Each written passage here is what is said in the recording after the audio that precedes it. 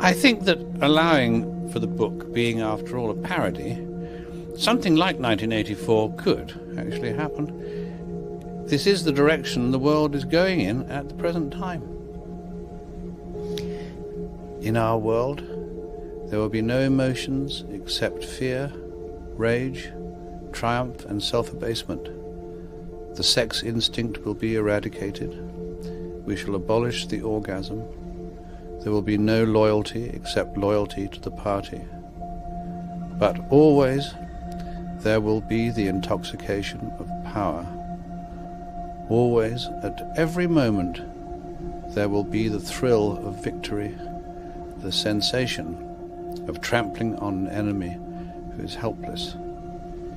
If you want a picture of the future, imagine a boot stamping on a human face forever. The moral to be drawn from this dangerous nightmare situation is a simple one. Don't let it happen. It depends on you.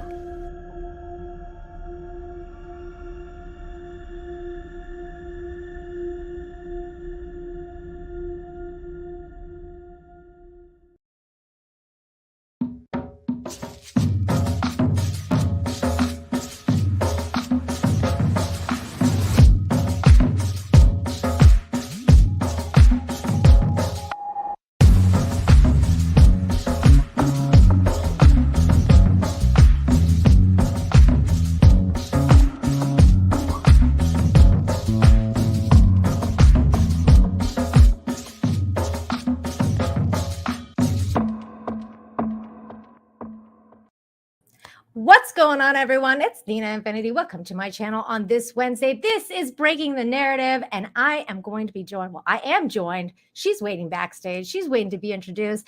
It's none other than Gothics. What's going on, girl? Not too shabby. I'm so excited to be here. I just want to give a shout out to my mama. Hey, boo, how you doing? You know, stupid. First mama, then God, right? Yes. God too. How are you, girl? Thank you for being here tonight. I'm good. I'm doing great. Like I said before the show, I'm a little tired, but I'm so pumped to be here and finally have a chat with you. So yeah, I'm excited. I'm so excited that you're here. It's about time because I've been following you with great interest for quite a while. Probably I think I found you right around the COVID lockdown situation. And then it went into the whole BLM George Floyd riots and all that stuff. So, and you've been saying so many things that I resonate with. So I guess before we get started, for those of you who don't know who this beautiful woman is, tell everyone who you are, where they can find you. Yeah, so my real name is Vanessa. If you don't want to call me Gothics, that's totally fine. But you can find me on YouTube, Instagram, Twitter at Gothics TV. That's Gothics with an X. And yeah, come listen to me rant about stupidity in the world. Clown world. Yes. Yeah, clown dimension. That's where we I feel like we crossed that dimensional portal. I don't know if it was CERN or what it was, but something happened, and we are in a different world since quite a few years ago. Oh yeah. And today, right before the show, something else happened.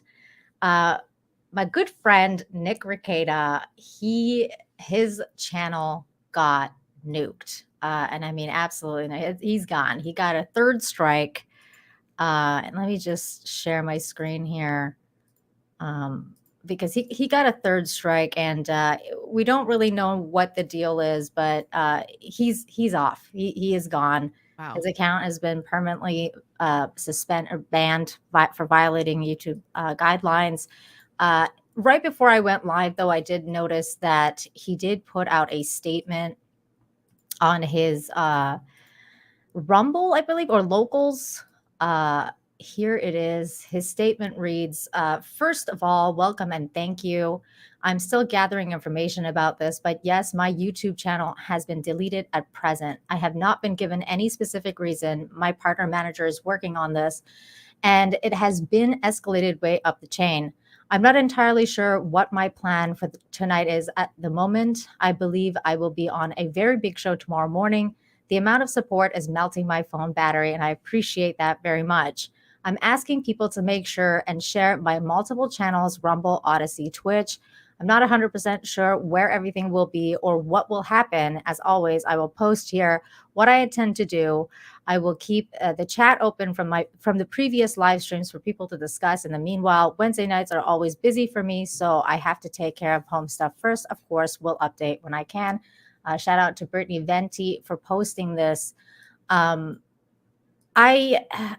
gotta say, I was a little shocked when I heard that he got banned, but at the same time, not quite that surprised.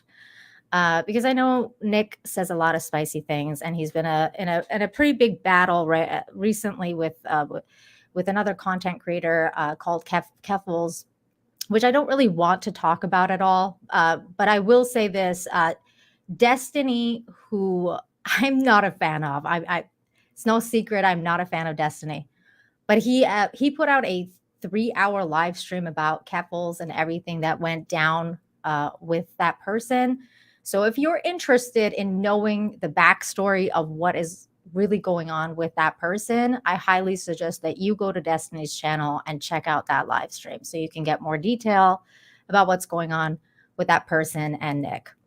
Having said that, I want to kind of focus it on what happens when we can't really speak anymore, Gothics, because I know that that's something that you talk about. You talk about censorship. You've been canceled, and you've experienced that. So, what do you think about all of this? And I mean, I don't know if you saw last week, Russell Brand came out and said that he got censored off YouTube because of some things that he said about COVIDs, and he made a mistake. He put an apology video out.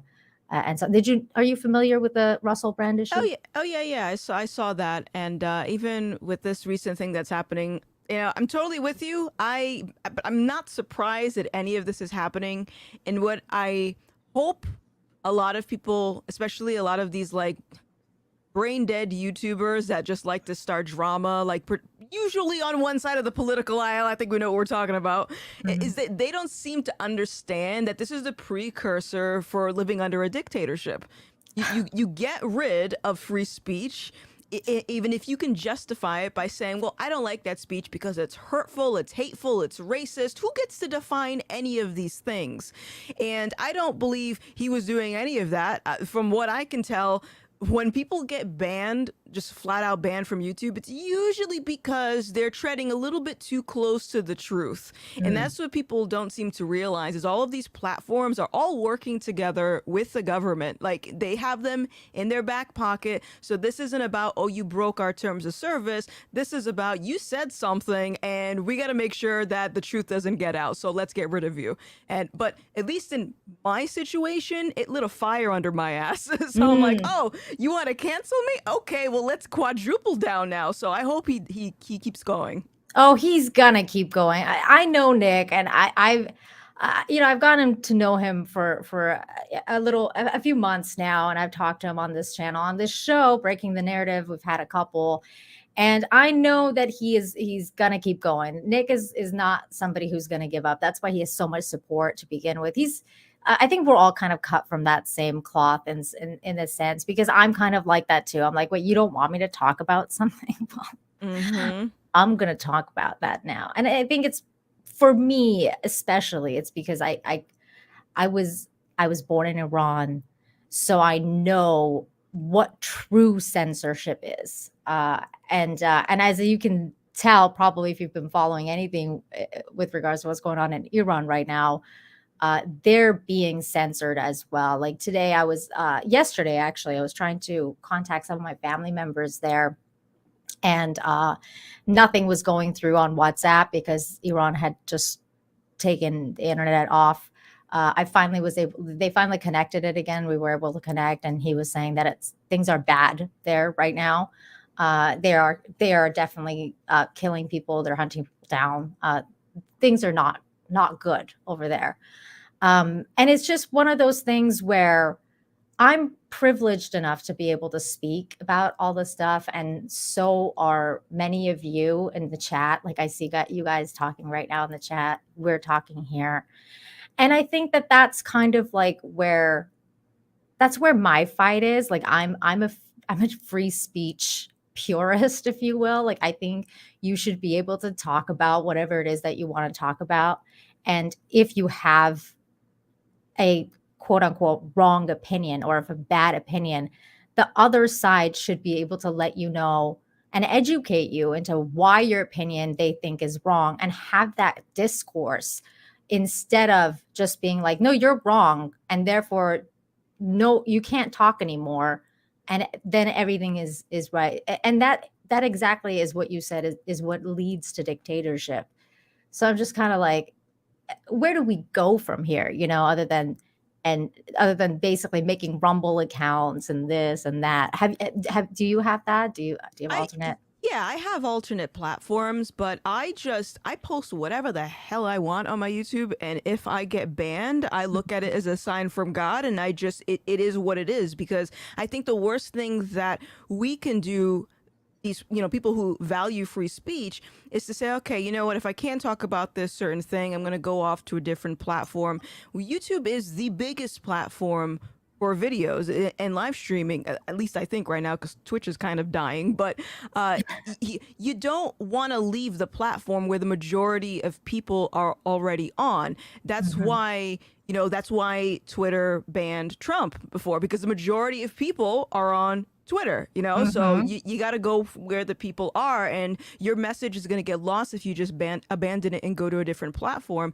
And at the same time, I think self-censoring just for the sake of not getting banned is sort of enabling this this idea that you can just get rid of ideas that you don't believe in, and it weakens society. I always say, if you're offended by something I say, then that should be an indication that you need to keep hearing it, because rest assured, someone is going to exploit your feelings at some point. And I see that happening now with like the Democrat Party, and how they just like pulling on the emotions of people. Hey, vote for us. We'll get rid of the hate speech. Yeah, no. Right.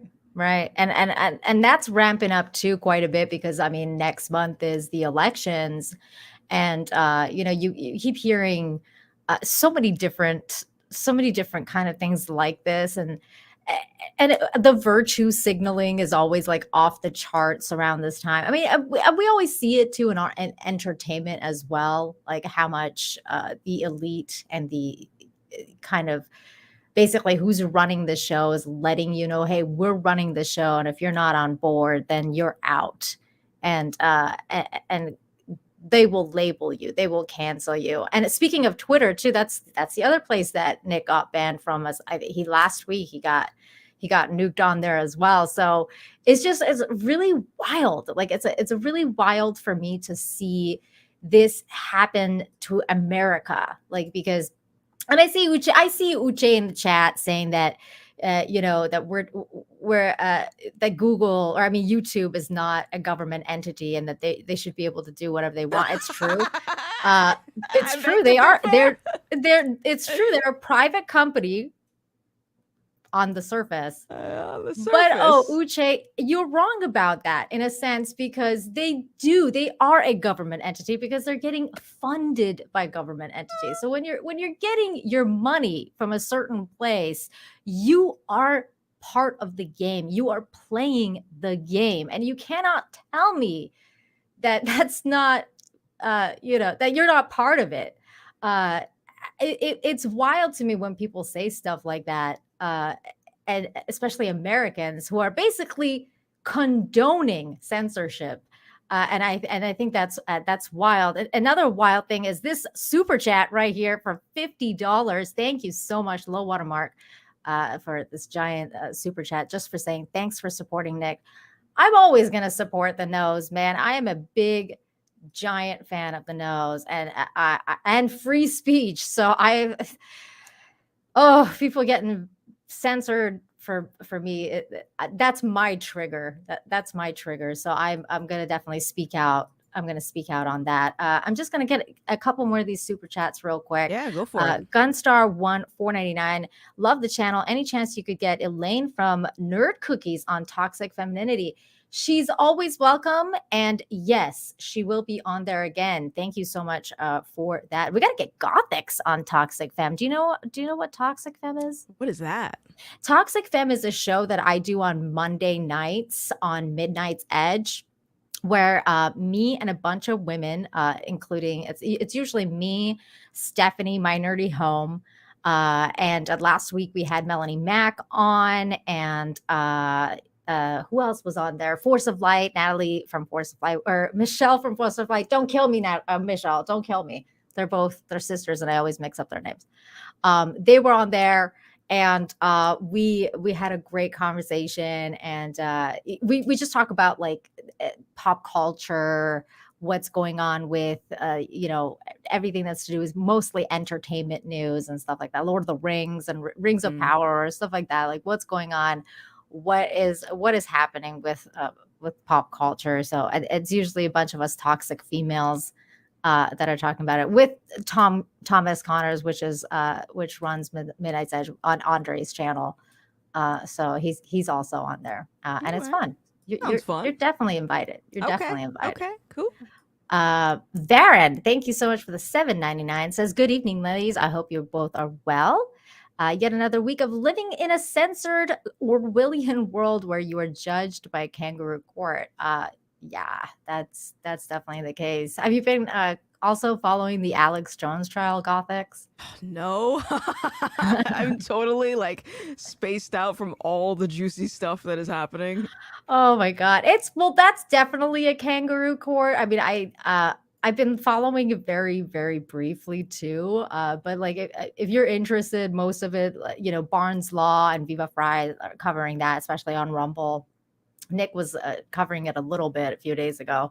But basically, long story short, Alex Jones is not being able to tell his side of the story and defend himself. The judge basically told him, like, you can't speak. Basically, you can't talk about the judge told him what he can and can't say, which is like, it's never been done. It's never been done. Excuse me? It's wild stuff. It's wild stuff. Shadow Chaser, thank you for the super sticker. And Bird Up for 2 says, Nina and Gothics, let's go. I know. Cool. So excited. So excited. Gaming or What Trademark became a member, so thank you so much for that. And Your Bear Me just sent $5 to support. Thank you. And then we got Baptist 702 for 5 cents. Can Gothics explain her circle of being called a grifter again? It's hilarious. Yes, please let us know. I don't know if it's that hilarious, but it is. Okay. The way that I define this circle of grift is basically doing things in a circle and not realizing that you are contributing to the outcome. So I don't know, how often do you get called a grifter? Quite a bit now, because I stream with Nerdrotic and Az on the Real BBC and Mahler, and so now I've kind of been like, you're a grifter, especially because I also stream with Nick, and he's the grift king. Yeah, okay. So they just got grift coming from all angles. Okay. Yeah, yes. Like they absorb me in their like gravity of grift. Yes. And now it's a grifting cult, it seems like. Yes. Got you. So it's interesting about whenever people say that, I find that it tends to be the same people, at least for me. Like they'll just pop up every now and then, call me a grifter. And what these people don't realize is that they are contributing to more publicity for the people they're accusing of grifting. So like if you're gonna go on my social media page and leave a comment saying you're a grifter, okay, well, you're boosting me up in the algorithm. Same thing for YouTube, and all of those insults eventually go from like me getting more views to me going on new shows, getting sponsorship deals, and then going right back to grifter. It's like this infinite circle that people can't realize. Infinite. It's there you go. See, you're the infinite grifter, and yeah, it's so stupid. I know, especially I actually laughed the first time because when I saw it, I saw the infinite grift, and I was like, yes, infinity! It goes on forever. I love it. Yes. I also love this name, transitioning drunk 3PO. Okay. That's hilarious. All right. That's it. That I just saw that, and that was funny. So thank you for explaining that. That was great. Legal Vices, what's going on? This is my chosen Nick New channel today. Wow, that's high honors, man. That is. See, the grift is real. The grift Mhm. is real. Send Yeah. more super chats, even though Nick never asks. I'm going to. Uche, what's going on, man? Thank you for the super chat. $10 says when NFL players took knees to protest police brutality, what did the vast majority of free speech people say? Fire them all. POTUS, fire them SOBs. So the hypocrisy shown now demands FS. Demand FS is weak. What is FS? FS, the demand faux show. I don't know. I don't know. Um, go I ahead. I think that's a false equivalent because you're at a job and you got to do your job. That'd be like if I went to a job, I got hired, and I said I want to protest the right to murder your kids. It was like, well, that's not what I'm there to get paid for. I'm there to do my job. A social media platform, this is as simple as going on the main social media platforms like Twitter, Facebook, YouTube. Look at their terms of service. A lot of them are identical. A lot of them have statements on it saying, like, we will monitor you across all platforms, not even just when you're directly on here. They have things that, for example, protect against misgendering people. So it's like ideological terms of service, which is fine. You can do whatever you want. But now think about this for a second. If the main social media platforms across the internet all have identical terms of service, you have to ask, where are they getting that from? You have to follow the money. And then you could also say, all right, so if they all have identical terms of service and that's where the majority of internet users are, and it's saying that, hey, we will ban you for what you do on another platform, they can essentially wipe you off the face of the internet, and that is essentially silencing you. And that's not okay. So yeah, we can say it's a private company, but you have to consider who has investments in these platforms and what their power is, because look what they did to Trump. They silenced that dude, and you think they're not going to do it to other people too? They did that. That's how I always talk about that because it started with Alex Jones. Like they came for Alex Jones first, and all the Yeah. paranormal people. It was like that was like the first people to like, yeah, nope, you cannot talk about this, and it was across all platforms. I'm not one of those. I'm actually not. That's one of the things is I get called an Alex Jones simp all the time, and I'm actually not a huge fan of Alex Jones because I think I've always called him a tar baby. I think what he's done for the quote unquote truth movement has actually been detrimental to some effects, but I've always respected the man and greatly for what he's achieved with his life and his platform and the things that he's red pilled so many people. He's opened up so many people's eyes. So I respect that. And what happened to him, that was one of the things that I stood up for. I was like, you know what, if they're going to do this to him, they're gonna do this to everybody. And then they did it to the United States president. That's bad. That was unreal. And now, here we are. I mean, if they're gonna do that to the president, who aren't they gonna do that to? Yeah. And Uche, with regards to this, my views are very much like Gothics, but I also think that, I mean, if you're saying that you're saying the NFL players took knees to protest police brutality, what did the vast majority of free speech people say? Fire them all. That is not what I said. I'm a free speech person. I didn't say they should be fired. I said what they're doing is kind of weird because they're not respecting the flag, and that's something that the American system has always been about, is respecting the flag and honoring the flag and honoring the fallen soldiers who have gone to risk their lives for you to have the freedom to play the game that you're playing and the things like that. So it's more about respect than anything else, to respect the fallen soldiers. But if you don't want to do that, like, I'm not going to tell you to go get fired, but I'm going to say, hey, what you're doing is uncool. That's not me. I wasn't one of those people that's like, you should be fired for doing that. So I, I don't see where the hypocrisy is coming from with regards to someone like me who says you just should, respect the fallen soldiers, respect that. But hey, that used to be part of your culture, but not anymore. Not anymore.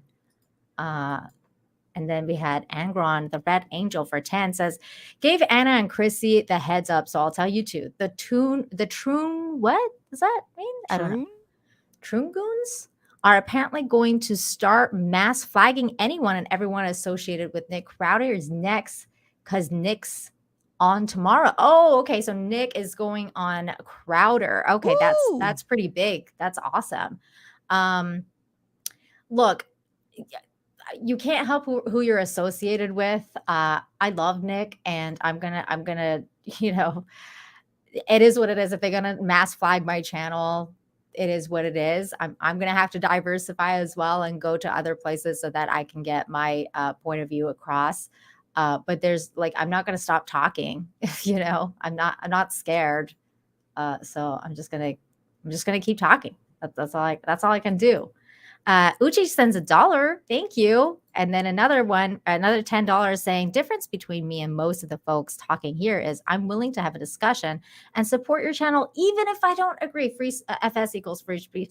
Uche, I respect that. And I respect you. And thank you for supporting me. That's really good. Not a lot of people can say they do that and give you money while they're doing it too. Yeah. Thanks for helping the grift, Uche. You're amazing. I'm kind of upset that FS stands for free speech and not faux show. I know. Faux show is better. Thank you for that. Malik Foxen for 5 says, hey, Nina and Gothics, silent watcher of both of you. Keep it up.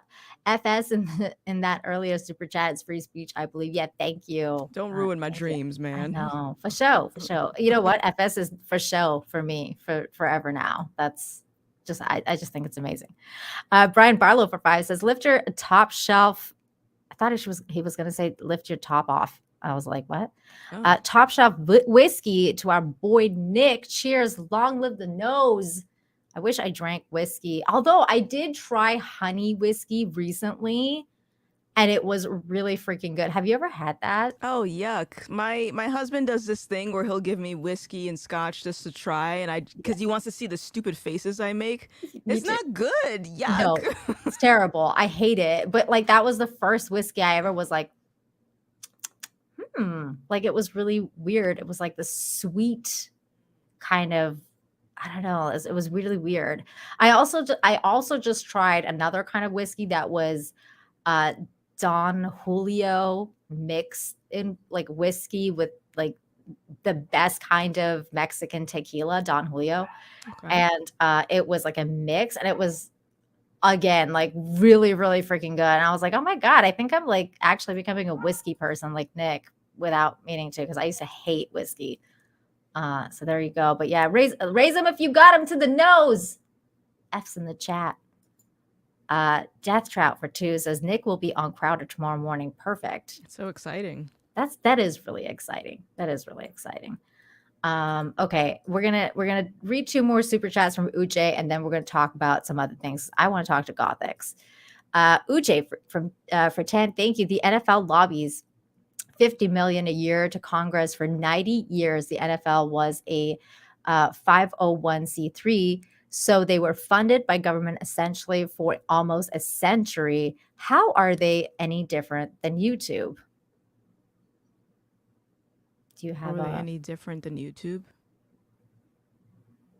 Yeah, because no one is saying that you can't support people who are players at NFL for kneeling or wearing BLM shirts or whatever. You can support them, but you can also not support them. You have that free range to do so. Mm-hmm. The thing is I also agree. I don't think anyone should be getting fired from that, unless, and again, this goes back to capitalism. If you own a team and you realize that you're not making any ticket sales, people aren't tuning into your show, then you have the right to also say, get out of here. I'm going to find someone else to go on this team. Whereas on YouTube, this is literally individual channels that are being censored it's not, you're not giving the choice up to the audience to decide whether or not they want to continue supporting that channel. You're deciding that for them and saying, go away. Mm. Yeah, So that's that, I would say very that's my true. difference there. I mean, I understand what you're saying because yeah, lobbyists are kind of like a government entity in a sense, but like again, that's I think it's contract basis as well. But I mean, it really depends. I'm just not one of those people that says you should get fired for certain things. I mean, there was a lot of people out there saying you should get fired for not getting vaccinated. And I was saying that's wrong. I don't think that you should get fired unless you do something in your job that is like calls for you to be fired. Like it's not, I don't think taking a knee is just a political stance. And now, like, if that's in your contract, like you are not allowed to take a knee and blah blah blah, and you've signed it, then you've already agreed to that. So, and then if you break that contract, then they have a right to terminate your position. I don't know if that makes sense, but that's a company decision. I don't know much about the NFL stuff, so I can't Neither really did I. speak on that. Yeah, I'm allergic to sports. I don't know what's going on. I used to be really, really into basketball, but then it got way too political for me. So I was like, I'm Oh, out. So I stopped watching basketball because, oh man. you know, and that was actually another funny thing because the basketball people used to be also all about like military and the NBA used to be hardcore about promoting military and blah blah blah, like all that stuff. And then right when the whole like BLM stuff happened, the George Floyd stuff happened, they switched. Like they went all like BLM. And if you're not like if you're not with BLM, then you're basically wrong like in every way and you should be canceled and like all this stuff. And then of course they like they had such crazy COVID rules and stuff like that. And I'm just not for any of that kind of stuff. So I just want to watch a basketball game. Like I don't need political messaging Yeah. when I'm watching a basketball game. So whatever. But okay, let's talk about some other things because you've got a lot going on, Gothic. So why don't you tell everyone like do you want to talk about your documentary? What do you want to talk about you? What do you got Sure. going on? I mean, I can talk about whatever you want to talk about, but I mean, yeah, so I was saying it earlier, I flew over to Austin for like a few days because I was interviewed for, I don't even know.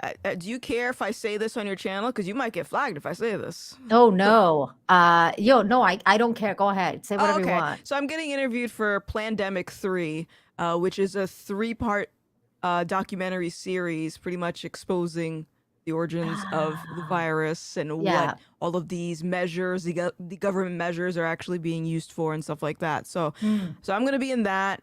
And then I watched part yeah. 1.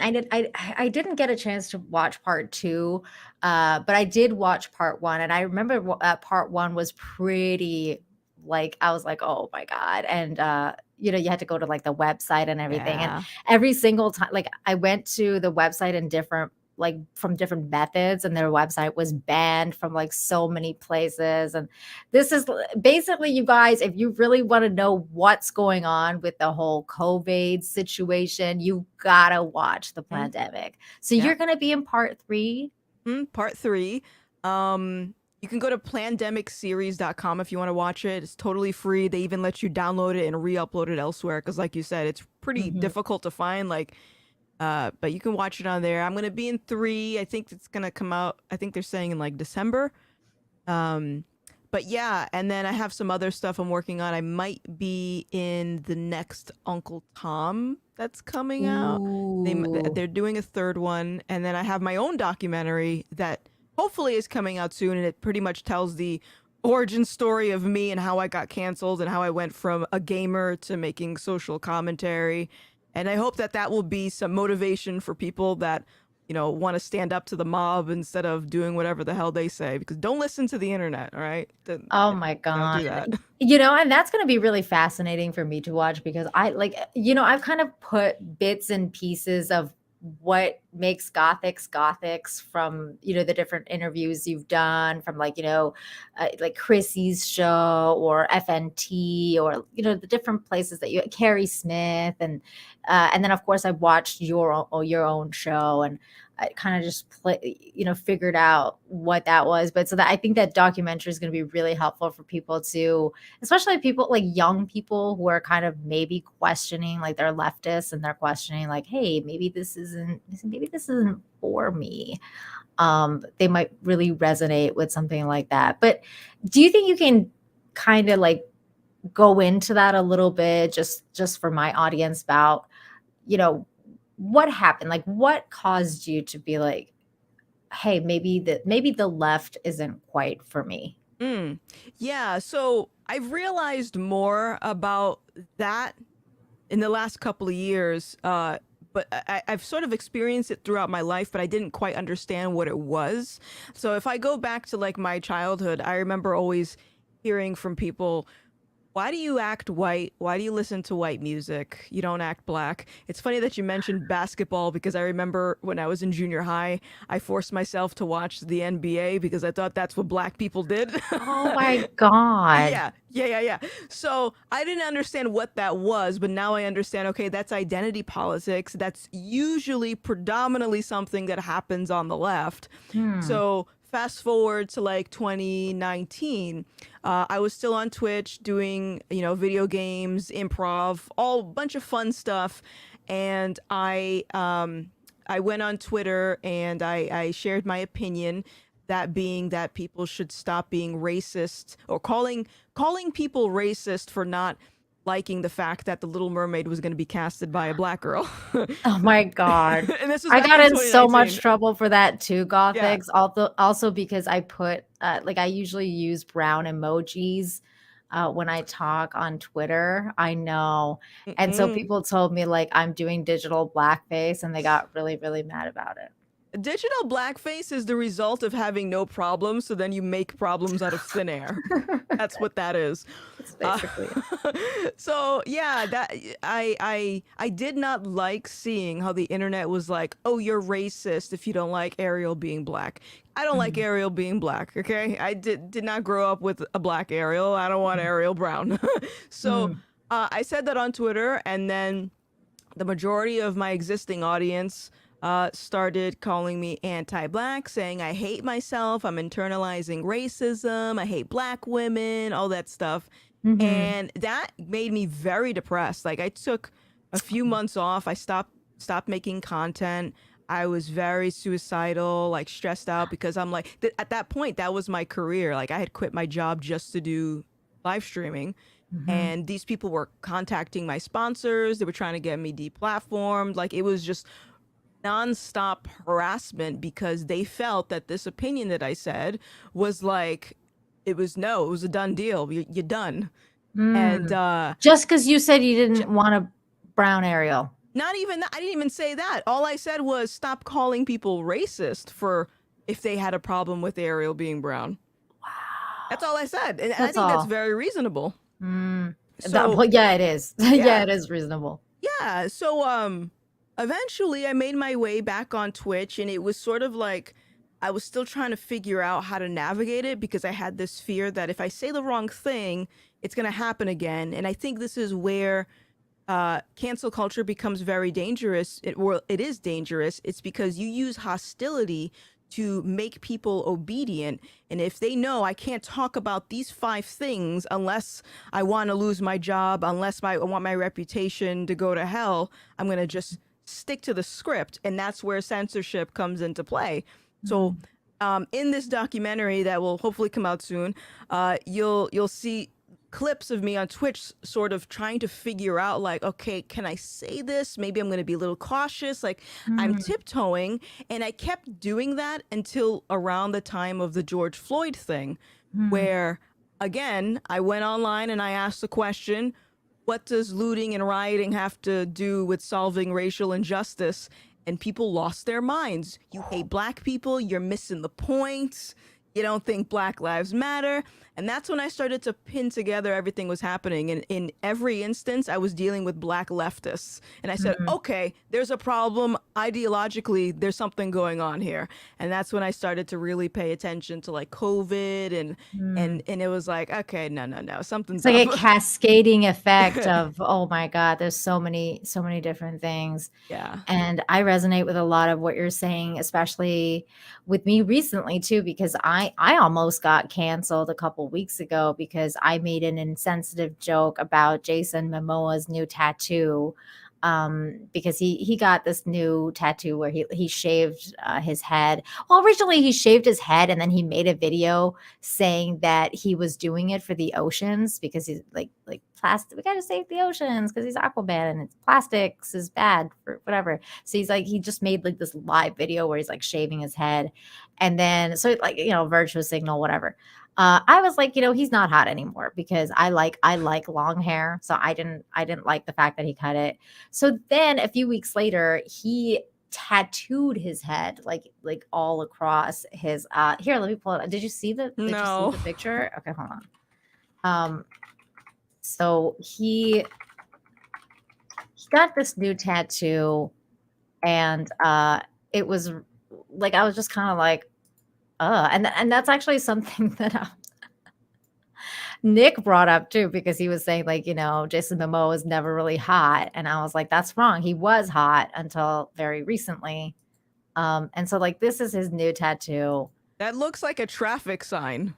Oh my God. See, you're going to get canceled now I too, know. girl, because I said it looks like tire tracks, and people lost their ever loving mind. And they were like, I was just like, I don't like Jason Momoa's tire track tattoo because, he's not hot anymore. And they were, people just came in mass, and like the tweet went viral, and most people were like, oh, you're racist because this is a cultural tattoo. And mine was just like an off the cuff joke. Like I didn't even know it was like a cultural tattoo until people told me, and I was like, well, this is kind of like a learning experience for me because I didn't know that was a cultural tattoo, and then I just kind of went and found out about it. But it's like you can't make jokes anymore. You can't make statements anymore. Whatever you do, it becomes like this giant thing that and if people don't like what you said, you're canceled, you're gone. And so I thought about that too. And I ended up deleting the tweet because it went so crazy that I was like, this like pick your battles, So like I was just kind of like, I'm not gonna do this anymore. And they at the time I had this pinned tweet about my family in Iran, like because of what was going on with Iran at the time. And I had like, a picture of my mom and my aunt and them in the 70s and what the women look like in Iran when they were 70s. So these people started going to the pinned tweet and being like, does your mom know you're a racist? And like all this stuff like that. And like I just didn't really want them to like go to my mom's things anymore, like to go Yeah. there and do that and harass my mom. So I decided to delete it because I was just like, you know what, it's too much. And so like right after that, I got a little bit skittish. Like I was like, I don't know, like what can I say? What can I not say? Like what can you do? Because they keep constantly gaslighting you and making you feel it's like such psychopathic behavior because they make you feel like everything you've done is wrong, and that you're in the right, or that like you should be able to joke around whatever it is, but without getting completely like butchered and just told that you should go basically off yourself. You know what I mean? Yeah. So it became this like this thing where like I had to decide for myself and my own mental health, like that I wanted to erase that, or that I wanted to delete that thread. And of course, there's a lot of people that think like this, like stop being a pussy and you shouldn't have deleted it and blah blah blah. And it's like I understand what that is because that was a part of me that didn't want to delete it. And I had this like battle going on with me, like maybe I shouldn't because that would give them the satisfaction, and or maybe I should because like I can't, like for my own mental health, because what am I really fighting for? Like this like milk toast joke that's gonna get, perhaps have like repercussions against my mom and everything like that. Like, so like, picking that battle, right, is kind of difficult. So like I understand like how, like what you're saying with regards to like some of the stuff that you're going through and how you felt. I can really relate. Um, but like we have to keep going though. So like, Yeah. so how do you, like, how do you find yourself trying to still censor yourself, or are you at a point where you're just kind of like, no, fuck it, I'm just gonna say whatever the fuck I want? Yeah. So I definitely, uh, I used to be very worried about stuff like that.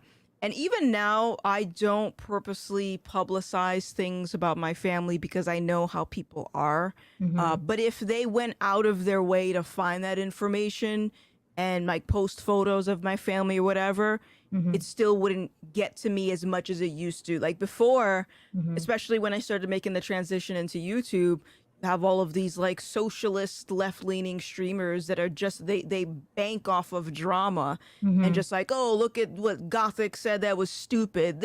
She's an idiot or whatever. And even stuff like that, it eats away at you and Mm-hmm. and that's the whole point, is to stop you from speaking. Mm-hmm. Is if you actually had an intelligent thing, a rational thought to stand on, you wouldn't need to do any of that. Like, because your wisdom would speak on its own. So instead they resort to all this combative nonsense. Mm-hmm. So what has helped me a lot is, and I've been very open about this, is I came to Christ, I found God. And it reframed my mind, because now instead of worrying about whatever everyone else says about me, I said, I'm performing for one person, and that's God himself. So Mm-hmm. whatever everyone else has to say, it doesn't matter to me.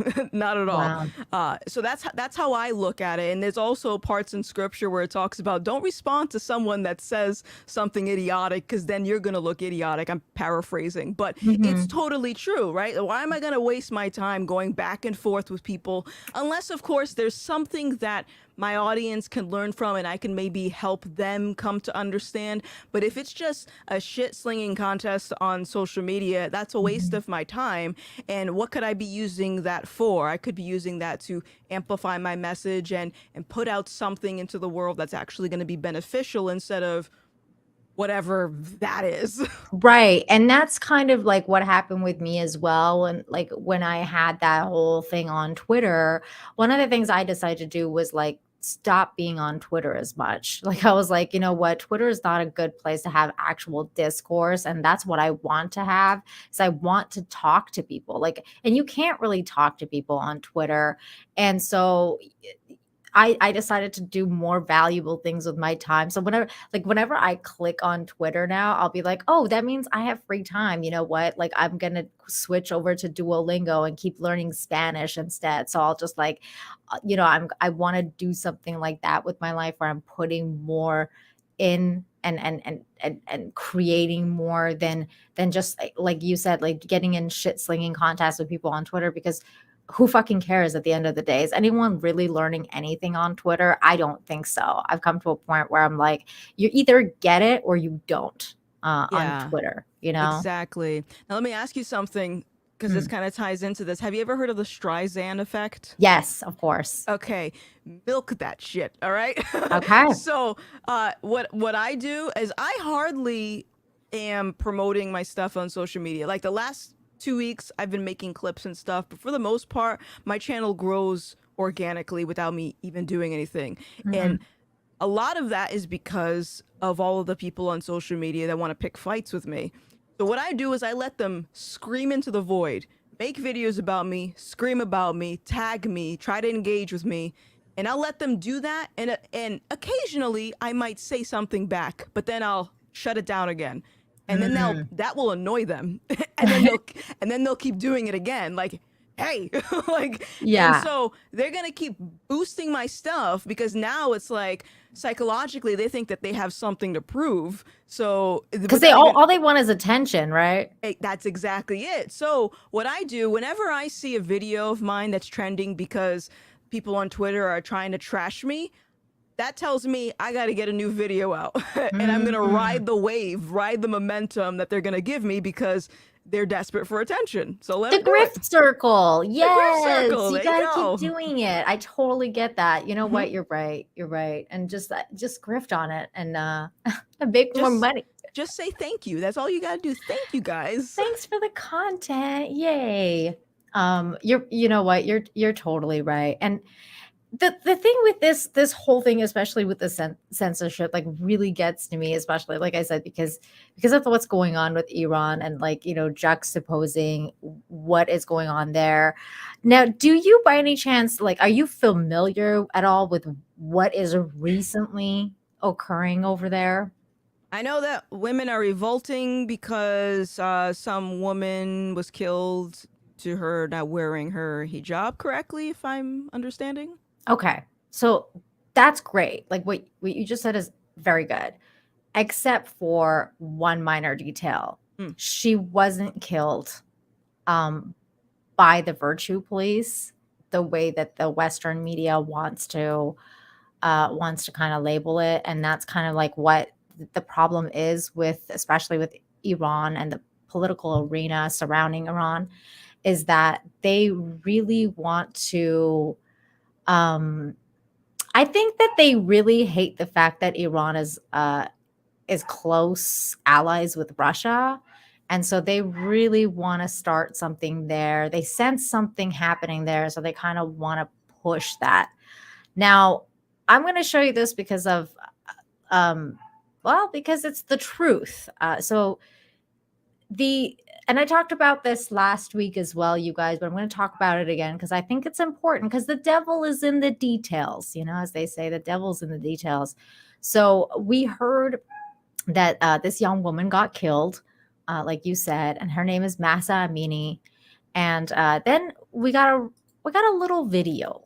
We got a little video of what exactly happened to her, and I'm sure you haven't really seen this. Have you on media at all?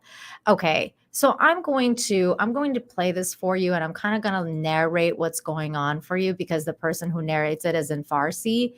So I'm going to explain to you what's happening. So this is the video released by the Islamic police. It follows her. So she's there. She's going to basically. Let me just mute this. She's being basically escorted to like the police center where usually women go to a specific place where it's everything's segregated in Iran. So usually if you're a woman and you're being arrested, you will go to a segregated kind of like a police center where they, you know, tell you what you did wrong and they, tell you you're either going to pay a fine or whatever, or you're going to go to jail or whatever it is, kind of like a processing center. So this is where she's going. She's going to like this kind of like police station. As you can see here, again, so the red circle's her. So as you can see here, I know it's a little bit blurry, but you can see a lot of different women here who are also there for probably similar reasons because they were told that they weren't wearing their hijab correctly. So they're either there to pay a fine or get processed to go to spend the night in jail or something like that. Most of them just pay a fine. So she's being followed. The camera's following her. That's supposed to be her. She sits down. Everything seems to be fine so far. She's just at a police station. Again, if you can see, these women are there. So now if you pay attention here, there's these two women talking, right? And she's still sitting there. Now, this woman here works for the government. Okay, so she works for the government. Probably this person too. There's a bunch of them that are like in full black garb that are working for the government. And she's talking to this lady who is probably like Masa Amini there to, find out what she's supposed to do, where she's supposed to go next, where she's supposed to, why is she there, right? So Masa sees these women and she kind of approaches them because she realizes, hey, this is the lady that you got to talk to. So she approaches her and she's like, I'm assuming she's speaking to her about why have I been arrested? What's going on? And, she's getting clarification.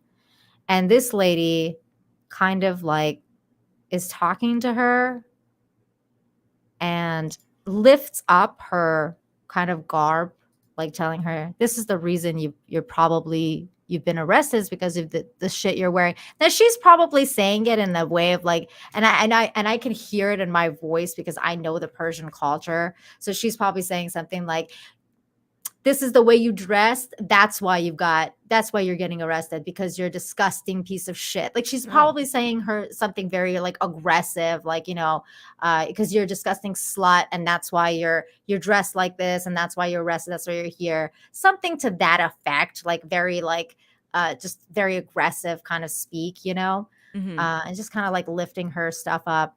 Right here, she falls over. She just falls over. And that's it. She had a heart attack. All these people just run over here, speaking to her or trying to figure out what happened. This is where she had a cardiac arrest. She was taken to the hospital from here. She went into a coma and she died. And that was it. Now, I am one of those people who thinks there's a lot more going on here than meets the eye. And I think you know what I mean when I say sudden death syndrome. Yeah. So I think like that is more of what actually happened to her versus what they want to say happened to her, which is that the virtue police killed her. That's actually what they're called. They're called the virtue police. So. Wow. Yo. Isn't it incredible? That makes things seem a lot more understanding of everything happening. Yeah. I can see what you mean about trying to incite something so they can start trouble because they're sort of allies with Russia. Yeah. Oh yeah. Well, and I think that there's a lot going on like under the surface, right? Like, I mean, it's just, I think that this is I've seen it happen with the previous revolution where the Iranians were tricked to accept another form of government, and these kind of like false revolutions. Because when you have an organic revolution, it's something that can be for good. But I don't I have very mixed feelings right now because I feel like, yes, she was killed, but not quite by the police, but by something else that's killing a lot of other people right now. So I'm kind of like, this is just really weird, and I don't really understand how to feel about it. But at the same time, I know it's a catalyst. It's a catalyst for people over there because they're sick and tired of the way they're living.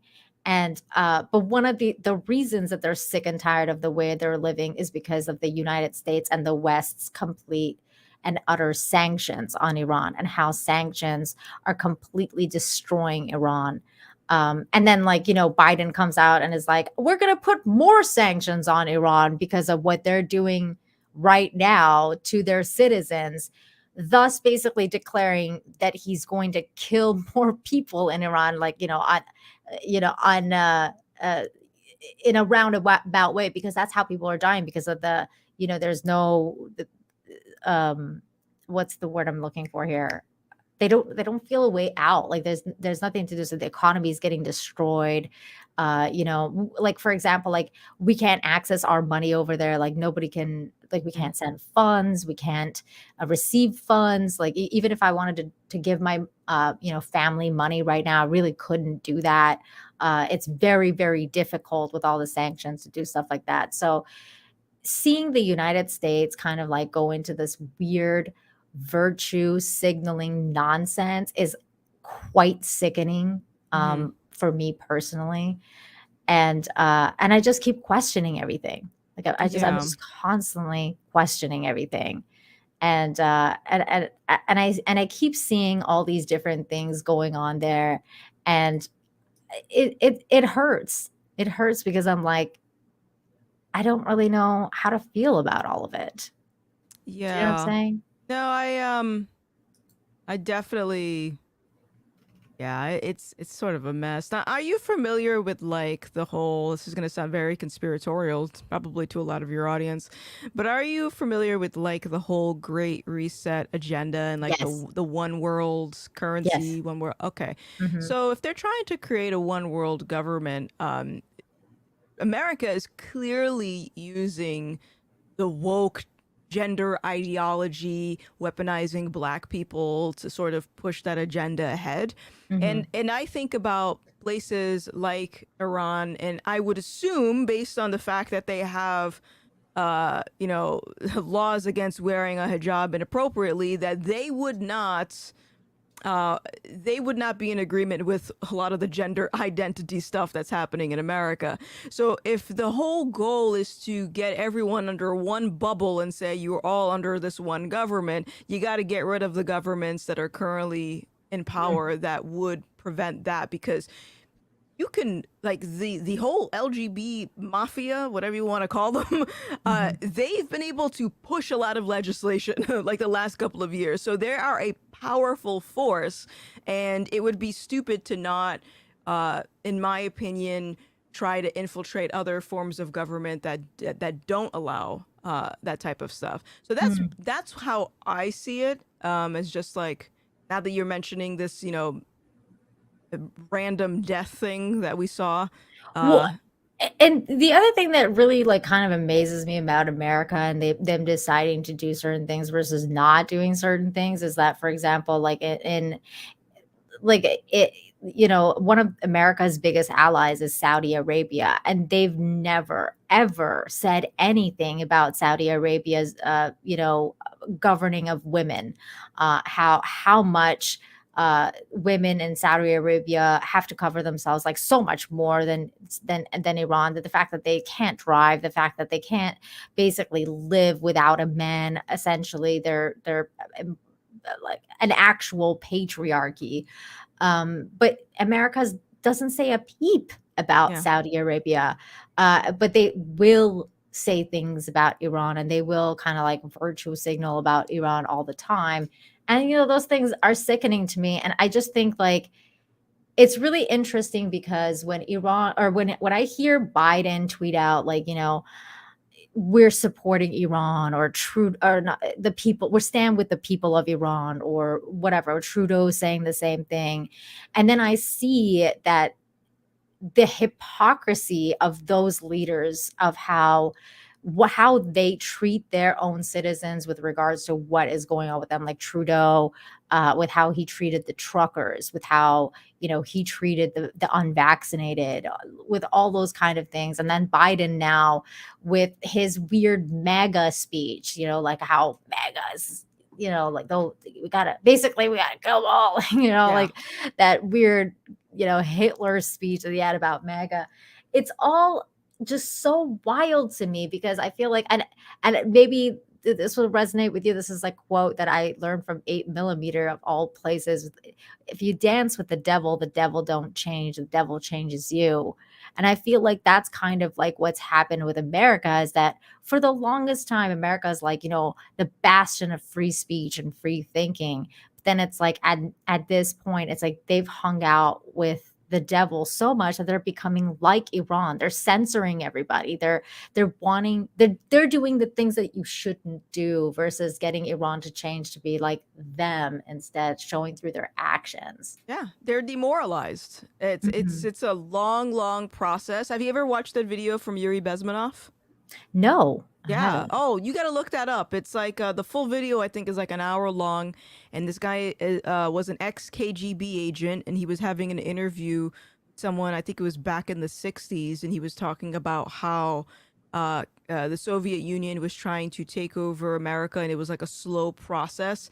Now, I don't fully believe what's happening is the result of just Russia, or you know what I mean? Like, I think it's Mhm. a multiple entities that's happening, but they were Mhm. talking about how back then they had started the process of demoralizing people by infiltrating all facets of society, entertainment, education, even church, right? Mm, And I that it believe would, that. yeah, and then it would take like a full 20 years to fully demoralize society, which is why you see, for example, a lot of the younger generation are totally on board with this gender identity stuff and willing to get rid of women's rights just to appease to a small minority of people. It's because you got them when they were young. You got them through media. You got them through your smartphones, through education. So you can sort of see it manifesting now. I would totally recommend checking it out. But I think the whole thing with the demoralization is, if you can convince someone that someone else is the enemy, that will eventually allow them to justify doing heinous things to that person because you see them as a threat, even though they're not. And that's why Biden was able to smash on his podium talking about MAGA, totally disregarding half of the population, because he wants to help demoralize people more. So those are the enemies, all right? Those are the ones you got to be mean to. Well, and that's something that's really interesting to me too, because for the first time, I feel like in history, America, it's really weird, because for the longest time, maybe it's not the first time, but at least I think it's very weird. It's a very weird thing where America, for the first time, seems to have their own citizens as the enemy. Like, it's like that side, that the other side, the Republican side, is the enemy, or and with terms of Republicans, the left is the enemy, because whereas before it used to be like this kind of like unite, you guys were united in a lot of ways, and you would have your enemies on the outside, whether that was like terrorism or the Russians or whatever. Like it was something usually on the outside, and now it's on the inside, and now you're kind of like eating each other, and it's just, and it's a really wild thing to see. And I don't really know where it goes from here, because at the beginning of the pandemic and stuff like that, and then of course with what happened with the election, I thought that the best thing was for you guys to separate. Like, the United States should separate. Maybe it's time for a divorce. But do you think that would ever happen? Do you think that the United States would ever separate and become different? No, I don't think people realize, because I see the chat saying like, one world government is unfathomable, because it's just not going to happen. There's something, I think it's called Event 203 or something like that. Yes. Maybe something, okay. Yep. Where a bunch of world leaders have been planning, this is all on camera, have been planning this one world government, one world currency. So when you're saying that they shut off the currency in Iran, they've been doing that in China for a long time. We're next. I don't think people realize that. And so they shut in Iran. They shut off the internet, not currency. Oh, not currency. They shut off the internet. Okay. Yeah. Oh, no, wait. Oh, actually, you're right. Like the transfer of currency. You're right. Yeah. Yes. Yeah. So, and that's eventually going to happen to America. America is like the last beacon of hope, if you will. Say whatever criticism you have about America, but if you can weaken America, which this was also quoted from a communist, I forgot what his name was, but he said when he was alive, we will bury America without firing one shot, meaning we're going to microdose socialism to you little by little until you willingly want it. And they do. Yeah, exactly. The amount of people that are so pro communism and socialism, even though I can literally show them a friend that said, hey, this person grew up under Mao. She had to eat rats to survive. And you want communism? Are you high? Yeah, because we can do it better. Right. Like, that they think they can fix it, because they're like, oh, we know what went wrong then.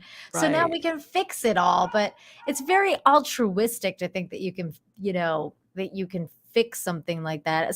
It's weird to me that they think that they've fallen over and over, yet they think they can do it better. And it's just really wild, wild stuff.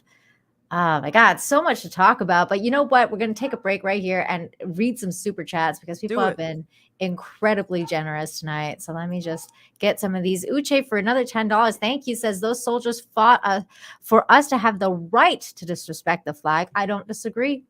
That's why it's not illegal to burn a flag. So that is moot point that does not even hold up Can I into the respond? Constitution itself. Yeah, of course. Let me respond to this. Okay. Yes, I totally agree. Soldiers fought for us to have the right to disrespect the flag, Mhm. but it is not wise to disrespect the flag, because the whole thing that's happening right now is we are eating each other. America is falling from the inside out. So we're basically doing what the enemy wants us to do, is hate our own country. You know, those questions of, if you hate America so much, why don't you leave? That's exactly the point. It's like, if you hate America and you're disrespecting the flag, you're burning it, that's saying to all the enemies, we're with you. And Yeah. that's not good. Yeah, when I was watching videos of, during the BLM riots, the Summer of Love, when I was watching Americans walk around and say "Death to America," it was wild. It was Yeah. wild to watch American citizens go around chanting "Death to America," and now, of course, they weren't arrested because it's free speech. America, you're allowed to say stuff like that in America.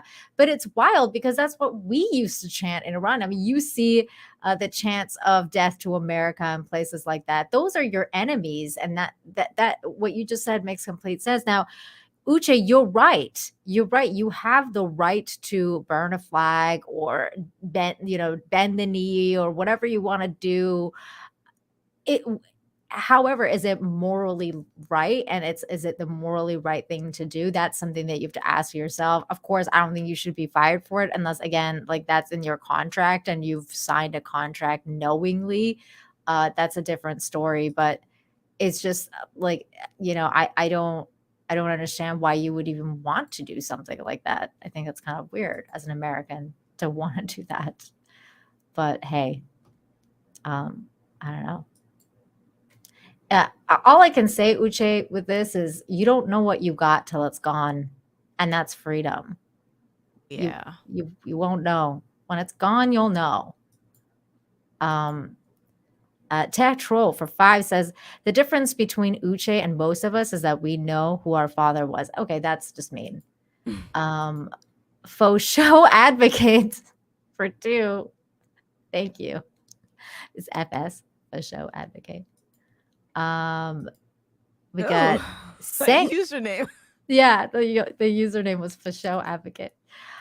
Sank Uyghurs Sweaty P. Oh, I'm looking at that username. My goodness.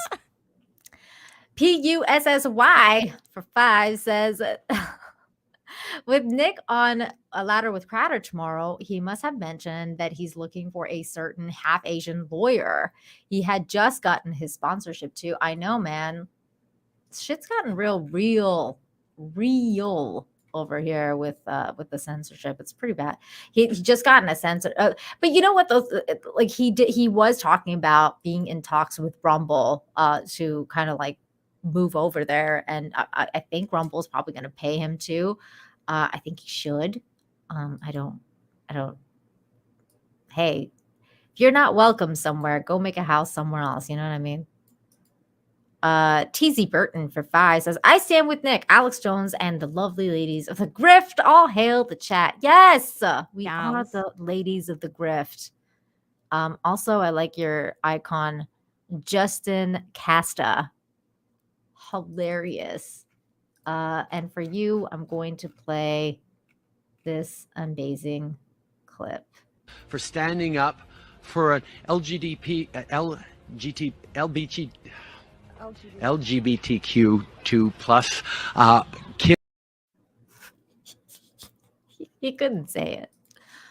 Michael Smith, thank you for the $4.99.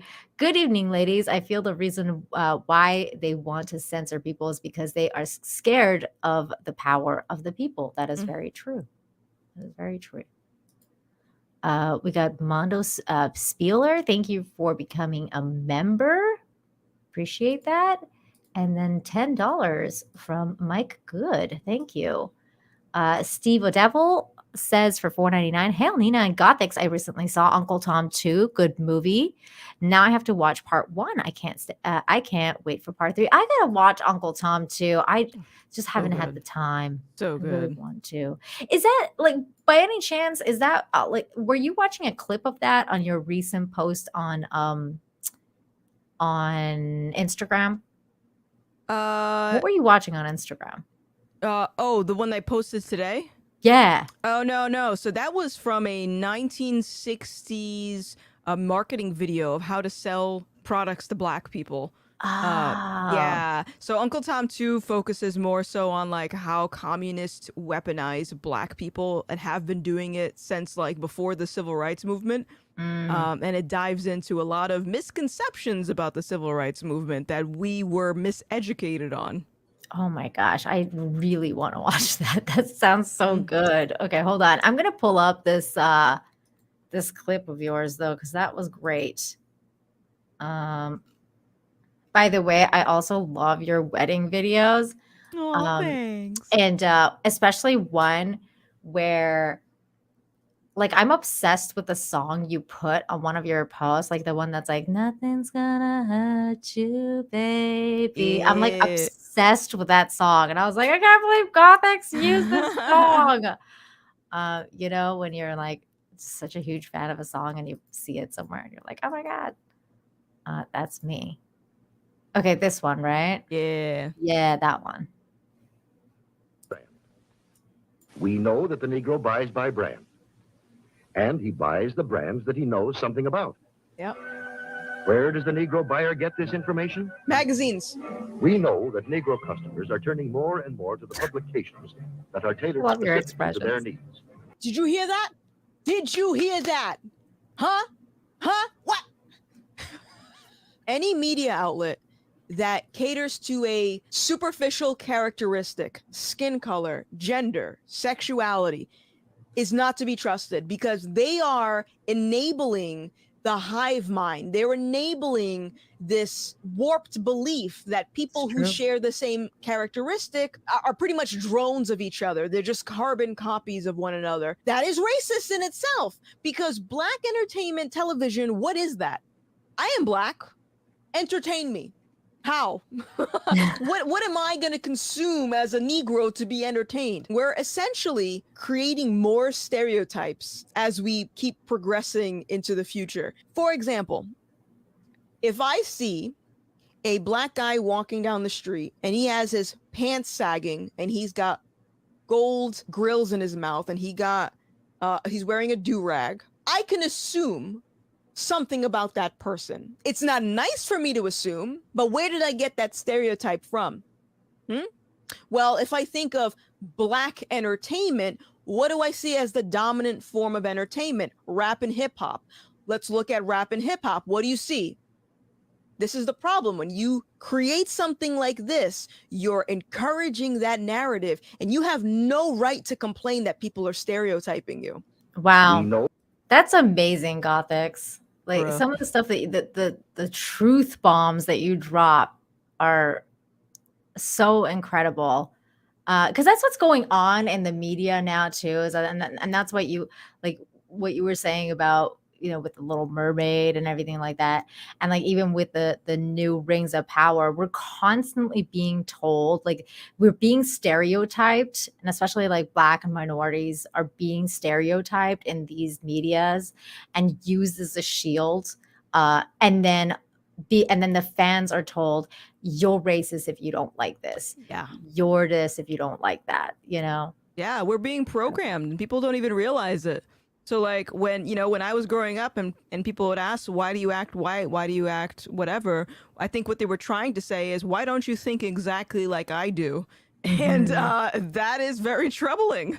Yeah. I mean, you know what's weird is I was kind of told that too when I was growing up, but it was weird though because so like when I moved to Canada when I was 10, I kind of like I was one of the only 3 Persian girls at that time in my school. So I grew up like literally as a minority. Like there was nobody else in my school that looked like me or whatever other than the 2 girls that were there. And so when like I decided to become Canadian, I wanted to basically learn the language, not have an accent. Like I've become Canadian and just like embody Canadian culture and, learn and be part of them because I wanted to belong. And so later on in my life, when I went to high school, I had like all these Persian people come up to me and be like, why don't you come hang out with us? Because they would all hang out in cliques and stuff. And they'd be like, why aren't you hanging out with us? And I'm like, well, because I'm Canadian. I'm not just Persian. I'm also Canadian. So I hang out with white people. I hang out with Persian people. I'll hang out with everybody. And it was like this thing, like, why don't you think like us? Why don't you separate yourself from those people, like the white people? And I'm like, you're the guys that are the problem because like you're supposed to embrace this country that you're in now. That's why they hate it. That's why they hate us because, they like, that the white people or whatever would feel threatened because of exactly what you're doing now. Like it's because you want to segregate yourself in that kind of culture. And like, yes, exactly. Like kind of like tribalism. And most people go through this and it's not wrong or right, but it's just like, that's why I feel like multiculturalism kind of failed in that sense because people would just kind of move to whatever city and decide not to like whatever country and decide not to embrace the culture, but instead like enforce their own thing and just be like, I'm just gonna do this. And I think culture is important, and especially where you live. That's why I'm trying to learn the language now here because I'm like, I don't want to be one of those people who doesn't speak freaking Spanish for my entire life that I live here. I got to learn it because I live here. It's part of the culture. Some people don't. My grandparents came years ago from Cape Verde and they don't know any English. It's like, I don't know how you manage this, but all right. I know it's really crazy because I live in Cancun and Cancun is a tourist city. So everybody, like all the Spanish speakers, most of them speak Spanish, like English. A majority of people here speak English. So it's been really difficult for me to kind of be like all my friends speak English. We all speak English together. So it's been really difficult for me to like learn the language in that sense because I'll go to a place and I'll start like with my broken Spanish, I'll try to say something and they'll be like, oh yeah, she's gringa. So they'll just speak English instead. So I'm kind of like, okay, whatever. It's just, I'm lazy. It's easier. I'm a human being. I just want to speak whatever I know, Yeah. But now I'm like, nah, I got to learn it. It's been long enough. So instead of Twitter, I'm doing Duolingo. I got to learn it. Got it. Steve Devil for $4.99 says, "Hail Nina and Gothics. I recently saw Uncle Tom too. Oh, I already read this one. Thank you, Mr. Tickle Trunk for Toonie. Thank you for the super sticker. Ginger Adventure for 10. That's a funny name. Says if people only knew how fandom is critical of casting and story like Batfleck, Sparkle Boy, Christian Bale, why shouldn't it be the same for remakes? It should be. Everything should be criticized. I think so too. You should have the right to criticize whatever the hell you want. Yeah. If you don't like something, talk about it. If you like something, talk about it. Like for me, for example, Gothics, did you see the new Marilyn Monroe movie on Netflix? I refuse to watch it. My husband says the actress looks like her. I said, you are blind, my love. No. Girl, I have a live stream on my channel right now where I I ripped into that movie because I did watch it because I'm such a huge fan of Marilyn Monroe. And that movie was basically fucking fetish. Like it's like a fetish flick about dressing up Anna de Armas and then watching her sex, or whatever. Like it's the weirdest, most grossest movie I've ever fucking watched. And I went off. And I don't care. I hated that movie. Well, not yet. No, I want to see your thing. Don't watch it. I want to watch yours. Yeah, thank you. Watch mine because I talk about what the whole thing's about. So if you're interested, watch that instead. I'm just trying to save people time at this point. People, I mean, you have the right to watch whatever you want. Go watch whatever you want, but I don't recommend it. Daniel for 5 says, "Show me the men and I'll show you the crime." Rekieta's crime was being entertaining and effective and defying the narrative of the powers that be. That's true. That's true. Paul Anderson for 5 says, why do the Iranians always uprise when we have a weak White House? That's a good point. But also because there are people at work here. There are entities at work that I can't really talk about. But yeah, there's things happening. Deranged Lunatic, aka DL, for 99 cents. Super sticker. Thank you very much. I'm pretty sure it's a rose. Not applicable for 2 says that's Yuri Bemenov in the 1980s via Brian in the chat. Is that true? You think Yeah, that was the KGB agent. Yeah. Okay, let me. I'm gonna pull that up. Is that on YouTube or? Yeah, they probably have like a shorter version of it. Oh, okay. You know, I may have seen this a long time ago. They used it in a Call of Duty trailer at one point. The 4 stages of ideological subversion, right? Mm-hmm. Yeah, it's like okay, perfect. It's like an hour and a half long. I will watch that. Oh, there's like a 10-minute version too. All right. This is cool. I want to check that out. I got this to watch. I got Uncle Tom to watch. I got Plandemic Part 2 and 3 to watch. A lot of good stuff. And then people say there's no good content. Oh, there's lots of good content. B Barber for 10 says, late to the party, just got off work. Enjoy the content. Thanks. You're very welcome, dear. Snuggle Struggle for $10. That name cracks me up. Yuri Bezimov was mid-80s to 90s, and he did, and he even did lectures on college before higher education was part of this ideological subversion. Jews prior to World War II were treated like today's conservatives.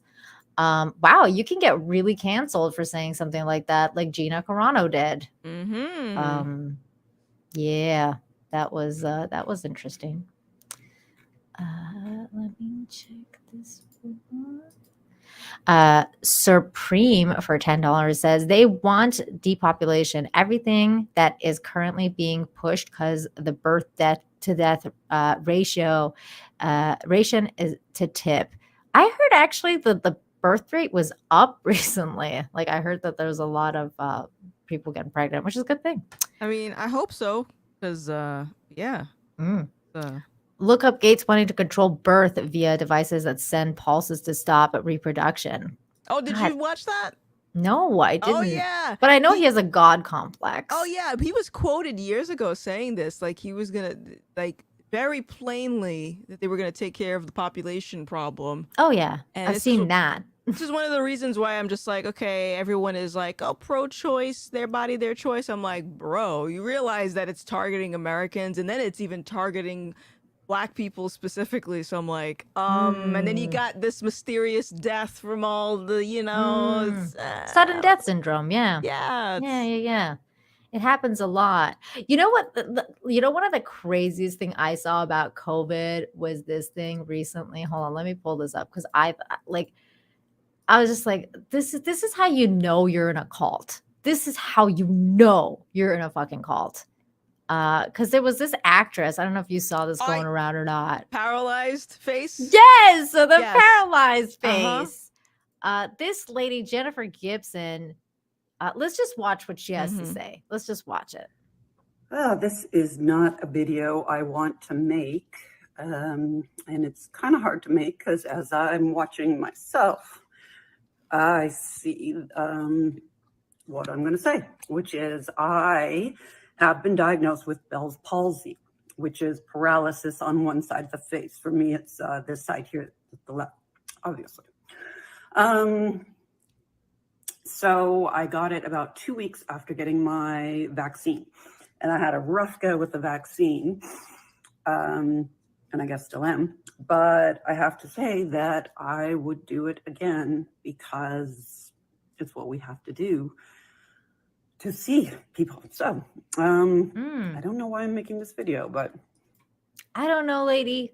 I don't know why you're making this video, but you know what's so crazy is like when I was watching this, I thought she was going to say, hey, that's why I regret getting it maybe everyone should do their studies, or like, perhaps like this. But this lady's like, I'm doubling down. Yeah, like I did it and I'll do it again. And I'm just kind of like, oh my God, like Mm? this is how you know you're in a cult, because that's how cult people speak. Like they're like, Yeah. they just can't get out.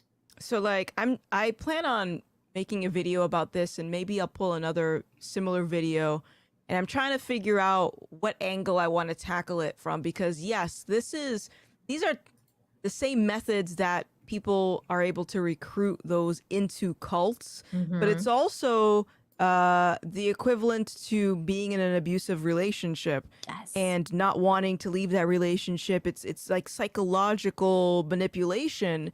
And I growing up, I knew someone that was murdered by her boyfriend, and all the signs were there, but they were avoided, and eventually that person lost their life. So it's like, okay, these people who are willing to keep injecting things into their body, knowing that it's doing this stuff, if you don't wake up to the reality of all of these warning signs, you're gonna get really hurt.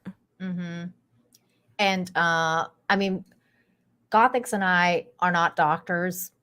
We're just observers of human nature, and we're just speaking about our opinions, just so you guys know. So if you're gonna do whatever you're gonna do, talk to your doctor, decide for yourself, blah blah blah. I personally decided not to get at Gothics. I'm still a true blood, Oh, me too. a pure blood. Me too. And what's one of the funniest things is, like, a lot of people ask me, well, why don't you? Because I want to go to some of the meetups sometimes, or like I felt like I really want to go to the States, and a lot of people tell me like, well, why don't you, you live in Mexico, go and get a card, go and get a whatever, and come over, or like go cross the border or whatever. People joke with me all the time about crossing the border and blah blah blah. And I'm just kind of like, I feel like there's two different reasons why I don't do that. One, because usually good people are the only people that get made an example of. So if anyone's going to be made an example, it's probably going to be someone like me. So I'll probably get busted. But two, I feel like even when you get false papers and stuff like that, it's like you're still playing the game. And Yeah. I refuse. Like, I'm like, I refuse to play this fucking game, because I feel like at some point you have to make a fucking stance. You have to take a stance and say, I'm not playing your fucking game, because if I do, that means I volunteered that as well. Like, you know what I mean? Like, my will to yours. And I refuse to fucking do that. If I have to take from my pleasure and not travel or not do whatever, I won't travel ever again. Like, I will stay right here. If that means like I'm never going to see anything again, that's fine with me. But until the world changes, I'm not going to bend to that. I don't know if you're. I don't know. No, I'm totally in agreement with you. A long time ago, like, don't get me wrong, when COVID started, I was very scared of it because I didn't know what it was, and this was before I woke up. So, I was willing to play along. Okay, yes, let's do the mask, let's do the social distancing, and but then once I realized of all the inconsistencies and holes in the narrative, I was like, okay, not doing this anymore. And it's like, you're right, you have to make a stance, because even if you were to get like fake papers or something like that, it's like, it's enabling it, because to them it looks like, okay, we have a lot of people that are complying, and yeah, I wouldn't do it. I wouldn't do it. I haven't done it. I'm like, fuck this. And you know what? Like, like about a week ago, or maybe like 2-3 days ago, Canada was like, hey, everything's free now. Like, you can come back. Like, I could go back to Canada if I wanted to.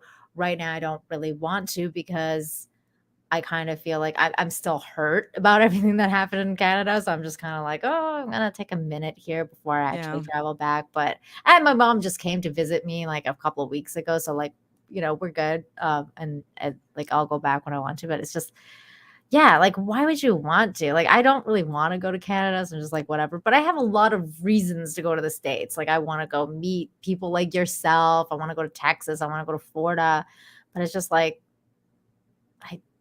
but I'm not gonna do illegal shit just to get there. So you can't leave Mexico without it?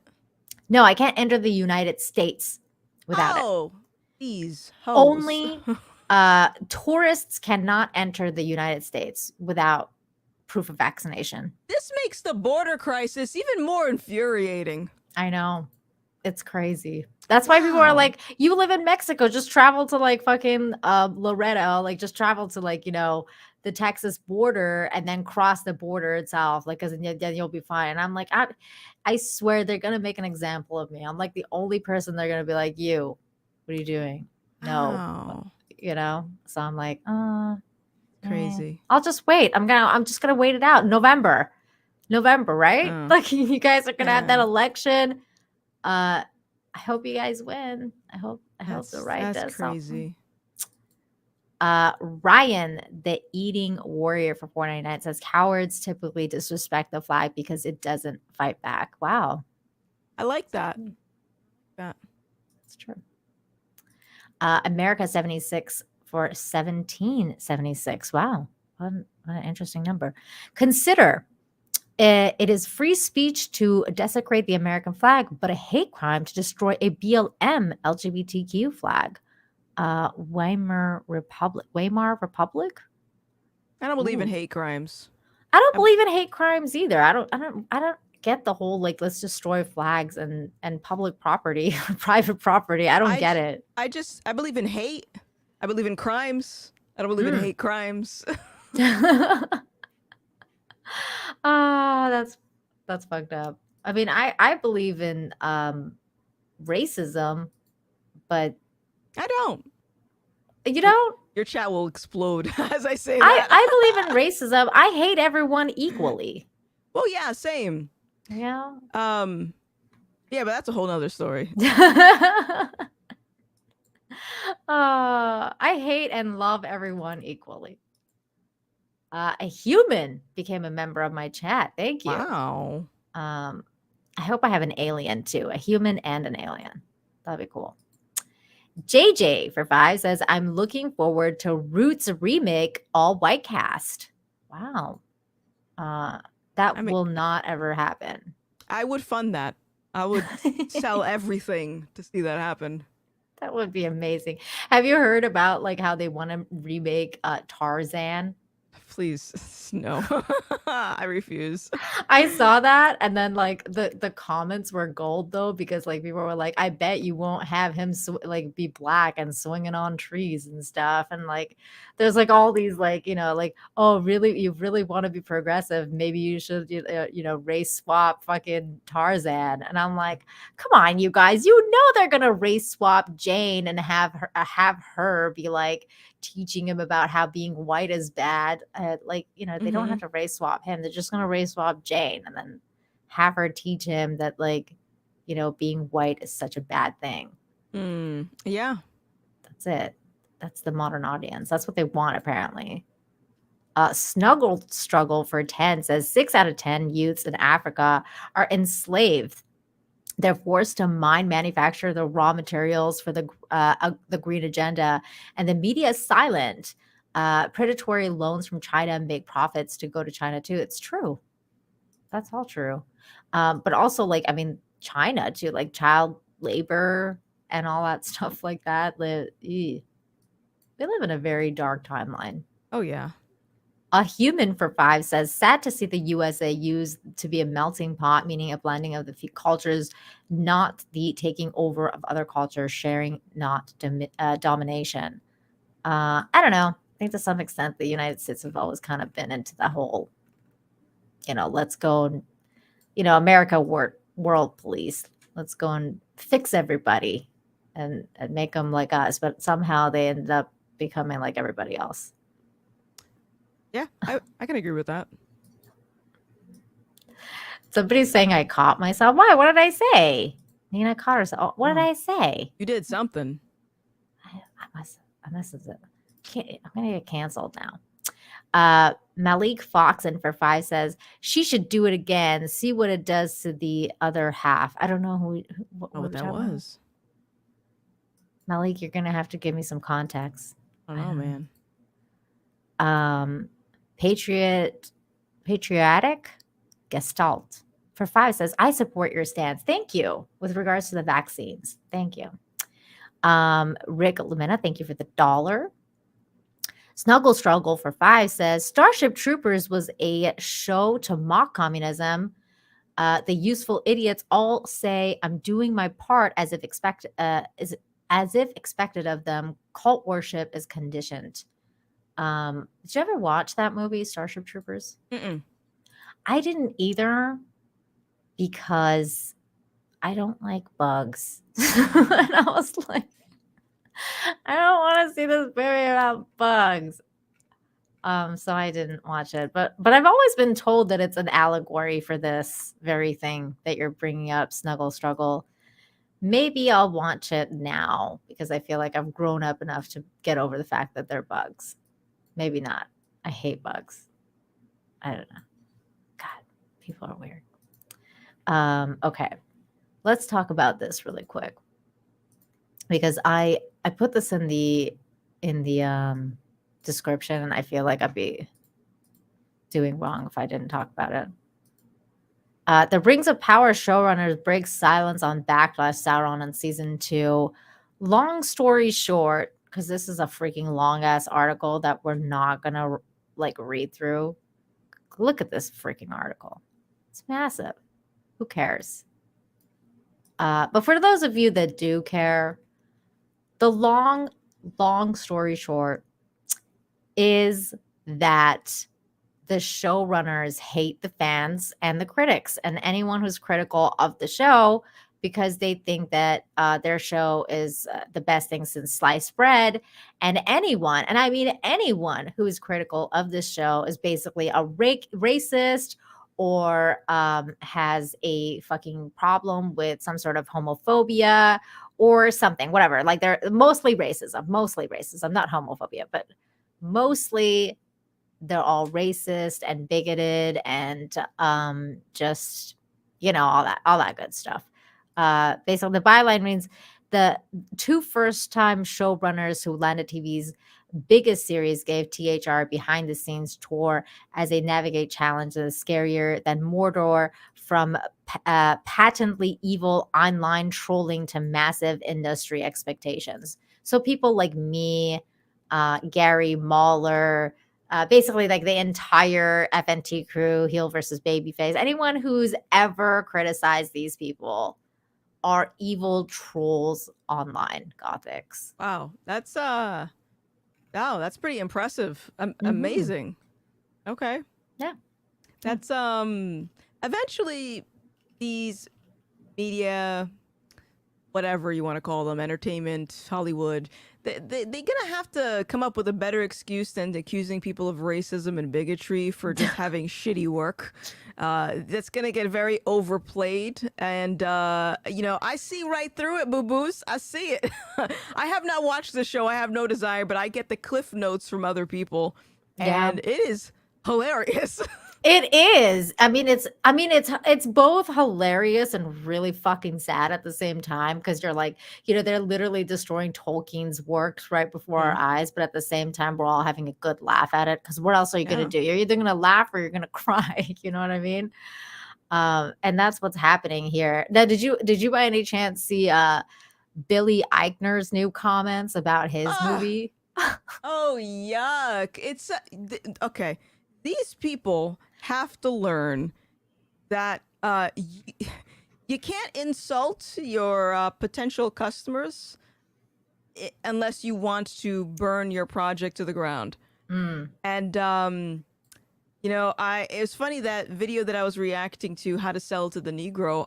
A lot of the comments that I got under that video were people concluding, based on what I reacted to, they said, it seems like capitalism is a great way to train people to not be racist or train people to not be bigots, because if you allow the free market, people will be able to spend their money in the way that they want and make their decision based on quality. But if you're going to come out right out the gate and say you're racist, you're homophobic, if you don't watch what I put out, you're going to really mess some people up. They're going to say, you know what, I'm just going to go somewhere else because I don't want to be treated like that as a customer. And they're going to go elsewhere, and then your movie is going to flop.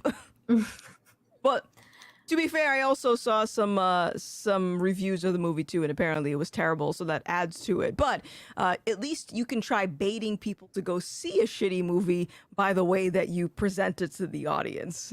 And this is the problem here, is like I don't even know if I could share this freaking image, because Chrissy put this thing on I think I saw YouTube, it. Twitter. You know what? I'm not going to share the image. I'm just going to read you guys what she wrote. So if you want to know what I'm talking about exactly, go to Chrissy Mayer's Twitter, because this is a very spicy image that she has put on there. And I don't want, like, of all the things to get banned off YouTube for, I don't want to get banned off YouTube for gay porn.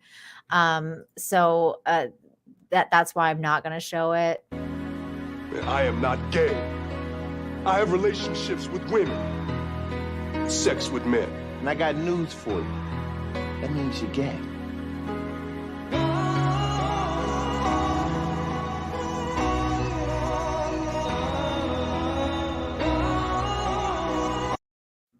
I love it. I love that.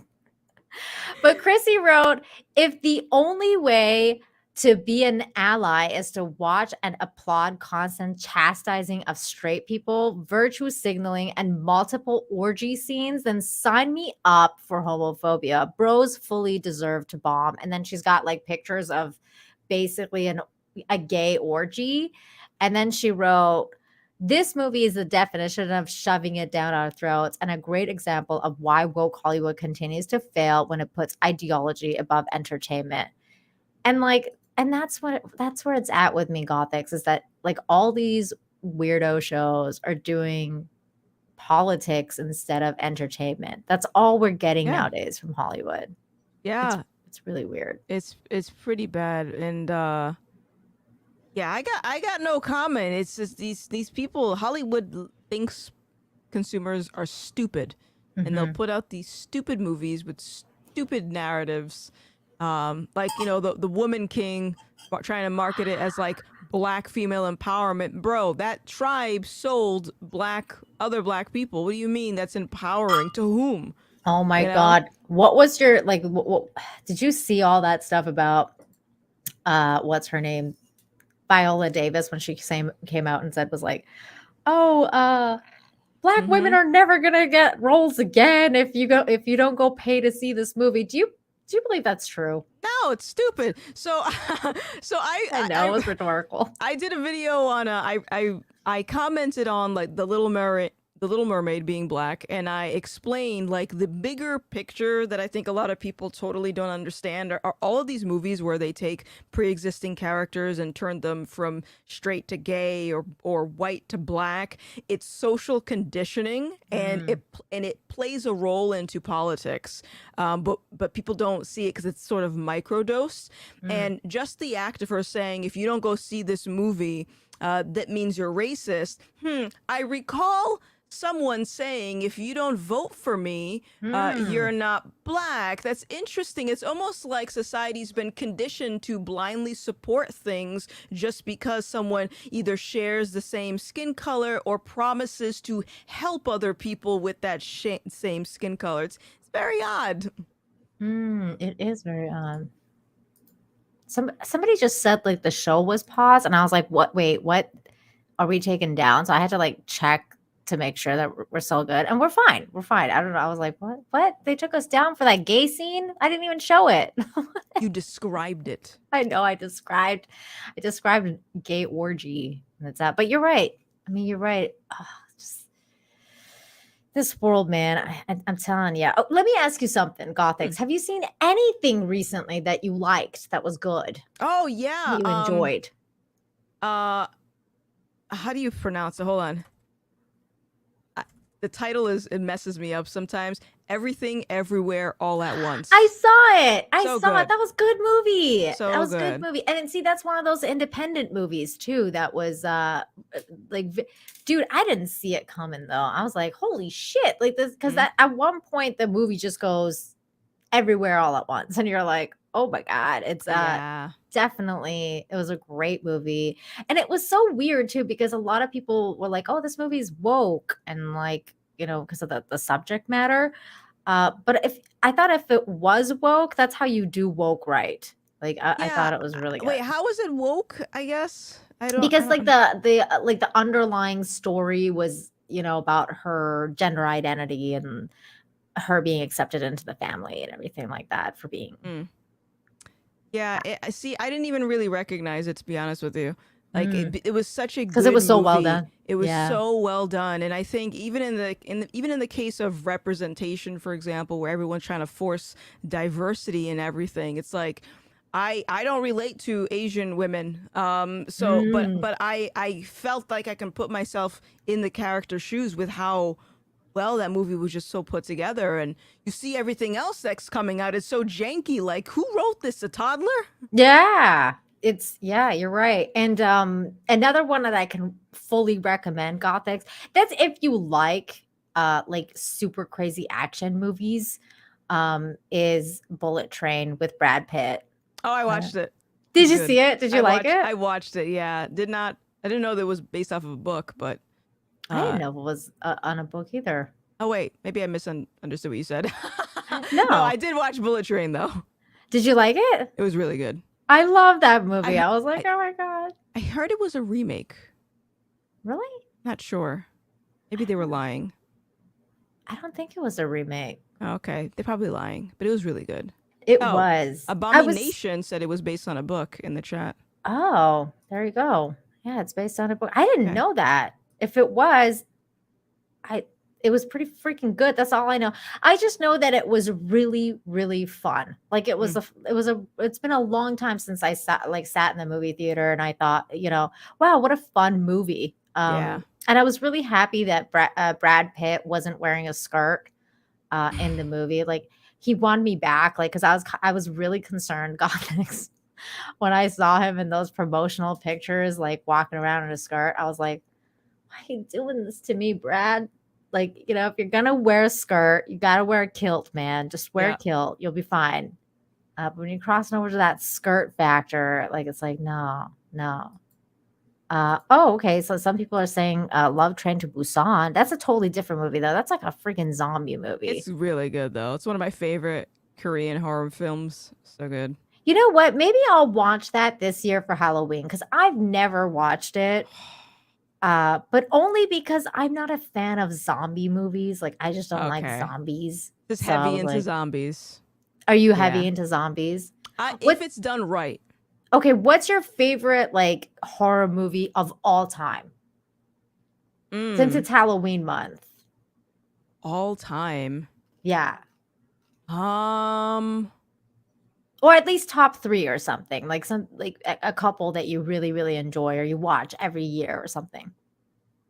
I mean, I don't know if I watch things every year, but to be honest, I think for horror movies in particular, Korean horror dominates it for me. I think American horror movies, they do terrible. It's very few and in between that I'll find American horror that I'm like, oh wow. But I really like Train to Busan. That's probably my top one. I think the other one is called #Alive, I think. And it's also a Korean horror film where a zombie outbreak happens in an apartment complex and people are stuck inside. Ooh, that sounds creepy as fuck. Yeah, it's really good. But yeah, I would say those are probably my top 2.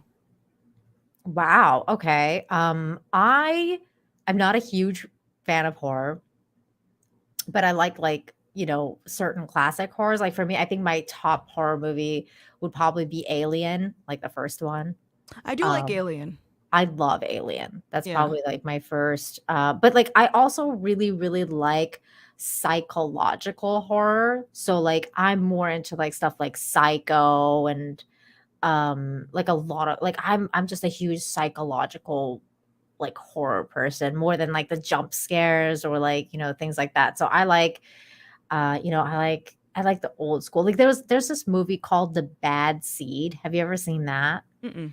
That movie freaks me out. It's like a 19 like I forget what year it is. Hold on, let me look it up.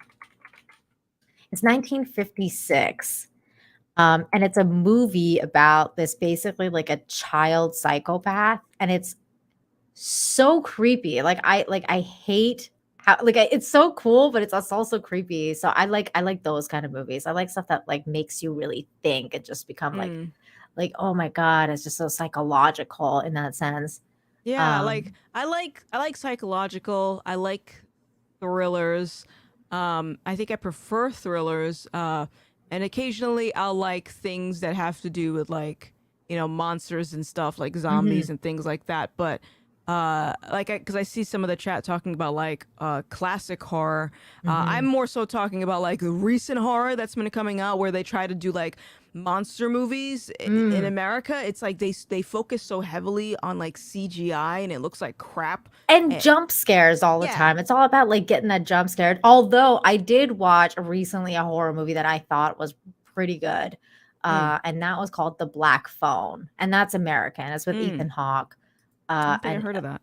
it was good. Like I enjoyed it because it wasn't as you know, it wasn't as like jump scary as it was like, you know, again, it was like a little bit psychological and it was kind of cool in that sense. I like how I like the tone that it was Mm, versus like I hate gore, you know, and unnecessary gore and something like I've never seen Saw because I was like, yeah. I don't want to see people get chopped up to pieces. Like that's not something I want to do. Yeah. But yeah, like that was a really good one. Yeah, see the black phone. There you go. Gore recommended that somebody said that right now. Where was it? I don't know. I hate when the chat jumps up on you when you go to click something. Yeah, somebody just said, oh, there you go. Abomination. Chris Gore and a couple others recommended the black phone. That's me. I'm recommending it. That was good. Hey, did you hear did you watch the new Dahmer series on Netflix? Yeah, I'm not done with it, but it makes me uncomfortable and I like it. And that's how I know that the acting is really good in it. Yeah, so I started watching it too, and it made me feel really uncomfortable as well. It's a lot of freaking uncomfortable topics. But there was there was a couple topics that came from it that I thought was really interesting. One was the fact that the lady who was like part of the families, she said like Netflix never contacted them to make the movie or the series and stuff like that. And she felt like it was really exploitive. And I think it kind of feels that way too when you kind of find out that these people were not let known that Mm. this series was being made. And she was like, you know, I saw myself on the screen and I felt like, oh my God, like that's me. There's me on the screen. And I had to like relive that whole situation. And Mm. I thought, like, you know, what were your thoughts on that, on the exploitive factor of the story? It happened. It's in the past. You can't change it. You know, I would say the same thing about people that get upset that statues are up from people that have done things throughout history. You know, that's bad Bad history. We things. got to take it out. It already happened.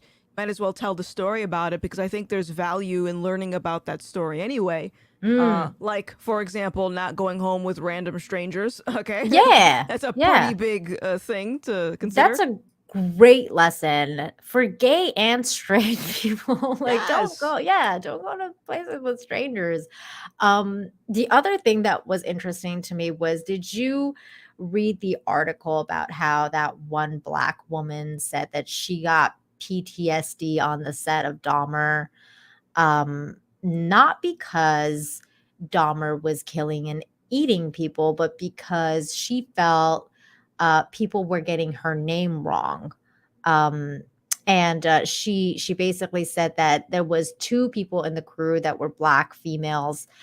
They both had braids, and basically, like the white people and the white crew continuously mix them up and like call them the wrong name, and she has PTSD about that. Did you hear about that? People are starving across the world, all right? People are getting thrown off of buildings for being gay. How dare you? I know. Get out. I know. I was like, what? Hold on, let me pull up the article because I'm not joking when I say this. This was real. And I was like so confused. I was like, is she really like, because I thought like the topic was gonna be like, you know, this person got PTSD because, well, you know, this person ate people, you know, like this guy killed and ate people. Um, So I would think that they would be kind of, disgusted by that over anything else. But no, that wasn't the case. Hang on a second here. Okay, here we go. I found the article. A Black crew member has said that she was treated horribly behind the scenes of the Netflix series Monster, the Jeffrey Dahmer story.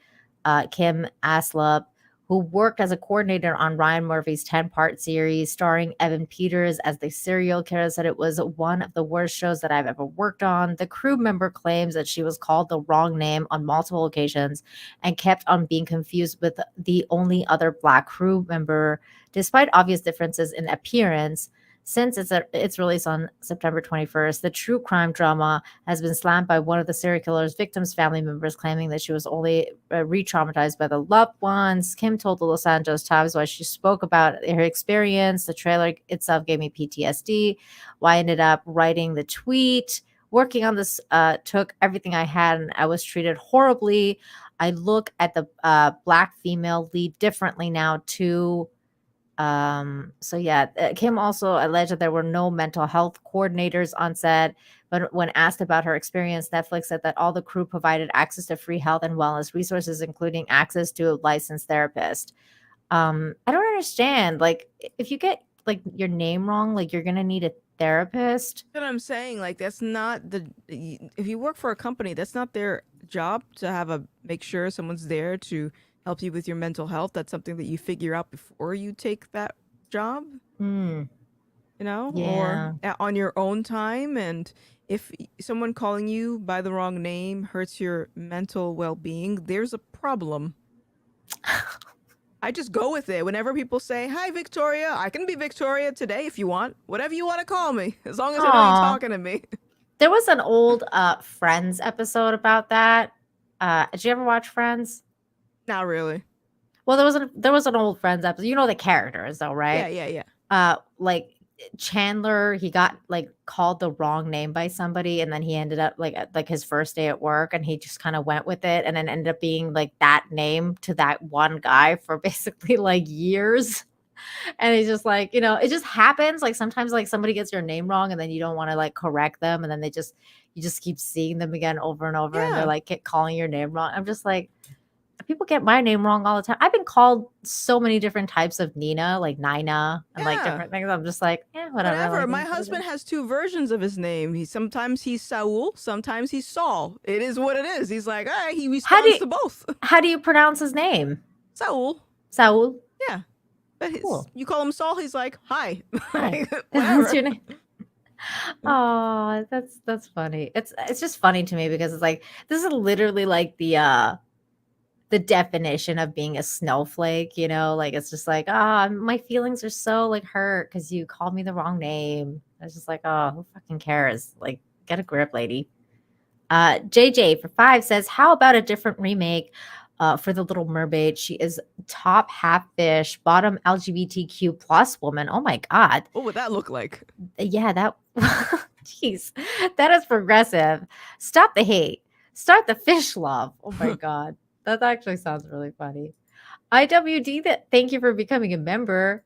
And John Kennedy for $2 says, I bet Fredo Cuomo loves bros. Wow. I don't deny it, probably. Rich Lumetta, thank you so much for becoming a member. And Bird Up for 2 says, Korean horror is epic. Check out The Host. Is Parasite considered a horror movie? I would think so. Yeah, I think so. I saw that, and that was great. I really liked it. I love that movie. See, that was definitely a metaphoric movie for like the social commentary on what's going on, but it was done so subtly and like so well. I really enjoyed it. Did you watch Squid Game? No, I actually haven't. Ooh, you'll like Squid Game, Gothics. Yeah, check out Squid Game. That's on Netflix. That's definitely a Netflix thing. Okay. But you will love it. That's good. There's actually another. Someone just reminded me because was it? I think it was Oh, have you ever heard of The Platform? No. Okay. So this is it is a foreign film, if I remember correctly. I think it like a foreign Spanish film, but it has subtitles, and it's pretty much this building where 2 people per level are basically bunking together. It's like these people just signed up for this thing, and every day a platform goes down the middle of the building, and depending on what level of the platform you're on will depend on how much food you get. So if you're on level Oh, 1, I have seen this yeah, movie. it's good. Yeah, it is good.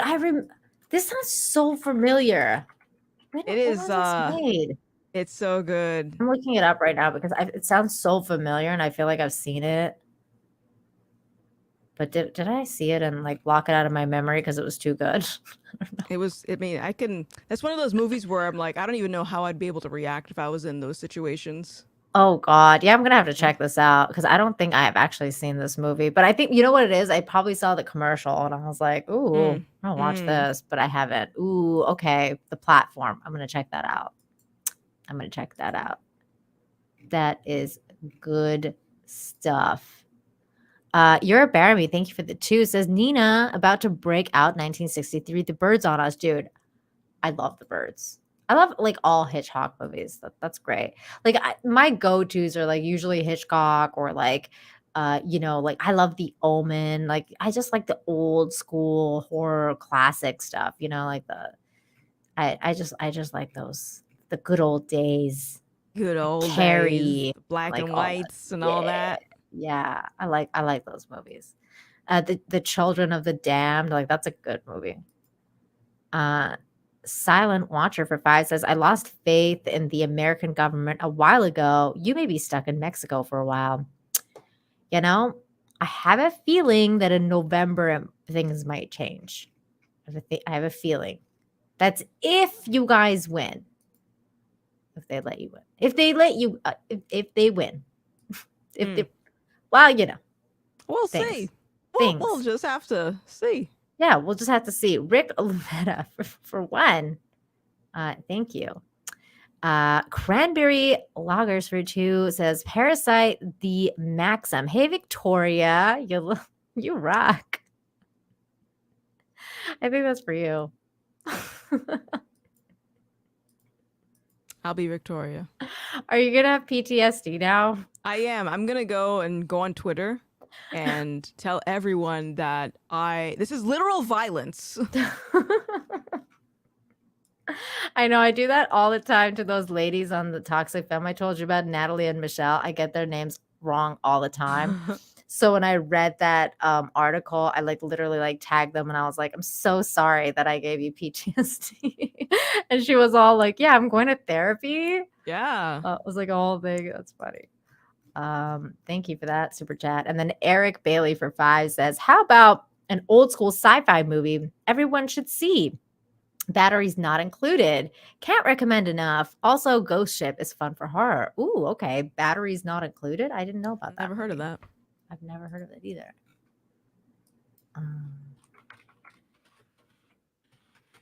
This movie, The Platform you're talking about, reminds me of another movie called High Rise. Never heard. That one is with Tom Hiddleston, and it's got one of my favorite movies. You know who Tom Hiddleston is, right? The guy that played Loki. Yeah. Yeah, he's got like a naked scene in there, and I'm always like, this is great. Like the toxic part of me is always like, yeah, what can you do? He's naked. Like, ooh, I like seeing that. Flick too hard, damn it! Sorry. Getting distracted over here with toxicity. Okay. All right. Let me just make sure I get these other super chats. M169, thank you for the $2. Says The Haunting with George C. Scott, 1980s. Great film. That is a great film. I also saw the Netflix remake. That was really good. Have you seen that? Mm-mm. So actually, you know what? Those are really good horror stuff too. So The Haunting, the original one. Then they have another one called The Haunting of Bly Manor. That's like the next season. They're all standalone stories. So the first one's The Haunting. The other one's The Haunting of Bly Manor. And then the third one they did last year was Midnight's God, what was it? The Midnight something. And it was about like a vampire story. And so like each season they'll do like a standalone story. Help me out with the name, you guys. What was it called? Midnight Mass. It's called Midnight Mass, and it was really really cool. So I recommend those ones, especially if you like ghost stories. The Haunting was really really good. Okay. Tregatorus for $1.99 said sending support to all who are supporting Nick right now. Oh, thank you. Well, Nick is gonna need all the support you guys he can get right now. So make sure everybody subscribe to Nick on Rumble, Locals, Twitch. You're following him on there. He's gonna be on Steven Crowder tomorrow, so make sure you are subscribed on the Crowder channel or join the Mug Club if you're not into that. If you're into that, if you want to support Crowder. Are you part of Mug Club? I am not. No, I'm not either. But if you want to be, you should do that. You should do that. Somebody said Nick is live on Rumble now. Well, that's great. Cool. So it's been like 2 hours and we've talked a lot, and I know you're tired. So Gothics, thank you so much for being here tonight. It's been an absolute pleasure for me to converse with you. I really appreciate you and all the stuff that you're doing. So thank you, and keep doing it. Thank you so much for inviting me. We need all the voices that we can get in this fight, because it is a fight. It's a war. It is a war. The fight would be a lot easier to win if people would wake up and use the voice, because as we can see, it's very easy to get deplatformed, and if you don't use your voice, eventually there's going to be nobody to speak up. So that's right. First they came for Alex Jones's voice, then they came for Nick Rekieta's. Who's going to be next? Yeah, is there going to be anyone to speak up for you? But again, thank you so much. And people are still sending me super chats. Matthew Wright, thank you for the $5. Says we made a virus and support genocide in Yemen. The reason they want you to hate Putin is because he's not part of the WEF club. Let me ask you one question before we take off. Yeah. Did you by any chance hear or read Putin's speech? And like the very recent speech that he had.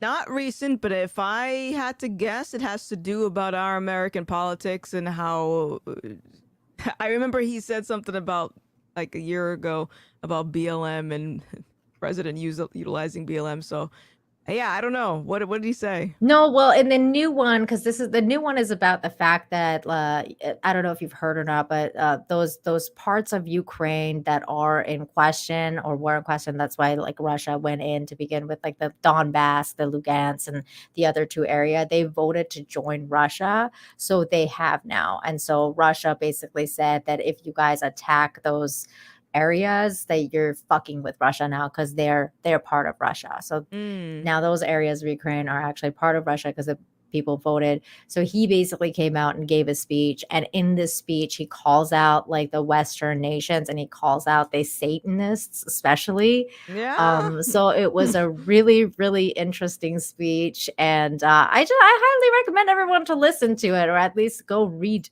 what he had to say. I gotta go see that then.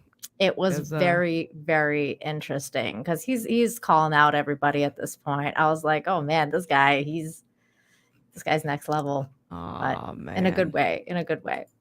Bird Up for 5 says, if you want to see a great classic horror, check out Suspiria from 1977.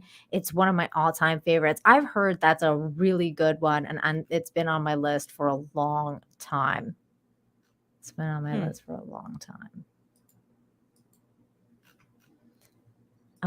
XSL for $2 says, see Seoul Station before Train to Busan, same world. Seoul Station. Soul Station. Okay. Got all these tabs open for movies. I know. There's so many different movies. Oh, there was I can another. only like handle like a little bit of horror at a time, you know? Like I don't know if I'm going to be able to watch all of these. Soul Station seems animated. I just remembered another series that I really like of zombie movies. Another Korean one. It's called All of Us Are Dead. I heard about that one. Oh man, it's so fun. That's on Netflix, isn't it? Yeah. Yeah. I heard about that one. But I think like if I was gonna watch one, I probably should watch Train to Busan because I think you should. everyone's told me that's like Yeah. the best one. So I think I'm gonna watch that this year for Halloween. Okay, I think I got those all. So Gothics, thank you again. Please tell everyone where they can find you and what you got coming up next. Yes, so you can find me at Gothics TV on YouTube, on Instagram, on Twitters. You can also find me on Locals, gothics.locals.com. As far as what I have planned next, I'm thinking about 2 different videos. The first, and you guys, maybe you can tell me which one you think is cooler. The first video I'm thinking of is to argue the necessity for homophobia. All right, that sounds dicey. And then that's gonna get you banned right away. Well, we'll just have to see. And the second one is I don't know what to title it, but like the kryptonite for Black people, because there is a certain kryptonite that I want to argue. So the kryptonite for Black people. Okay, so which one? How fast do you actually want to get canceled? Well, I've been trying for a while. It seems that people just gave up on me. So I don't know. Because if you really, really want to get canceled, I think you should go with the homophobia one, especially because like Billy Eichner's in the news right now. It's really hot. It's a hot topic. Okay. So I would vote that one. Okay. All right. Let's do the homophobia one. That sounds fun.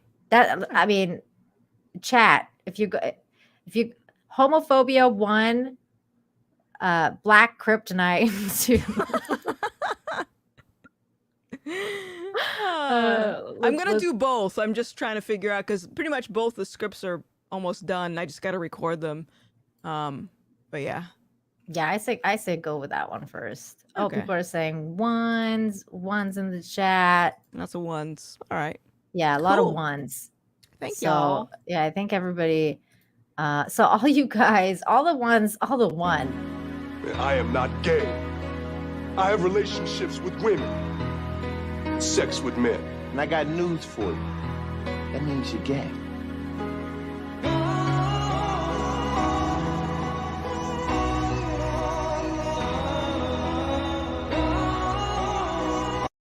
Hey, that's including me because I voted 1 as well. So Well, now I know where all the homophobes are. Now I can report you guys. They're right here. Gothics, thank you again, and we must do this again soon. Yes, so absolutely. definitely invited back. And also, one last thing, do you know about my other show that I do on Fridays? What other show? So I do another show on Fridays to balance out this show. It's called Infinite Hope. And that's where I do the exact opposite of what I do here. And I talk about all the good things that are humanity, like all the good people, cute animals, good humans, people doing good things. Like it's just, I just want to report all the different good things that I come across. And sometimes I have people come on and share that good, like the goodness, because I feel like we need more hope and positivity out in the universe. So I try to balance out talking about bad things, and not bad things, but objective reality, because I feel like part of objective reality is to understand that without the dark, we can't have the light, and without the light, we can't have the darkness, right? So the yin and yang. So I have to balance it out. And that's what I do on my show on Fridays. I talk about good humans and turtle love, because, turtles are cute and they have really cute sex. It's really weird.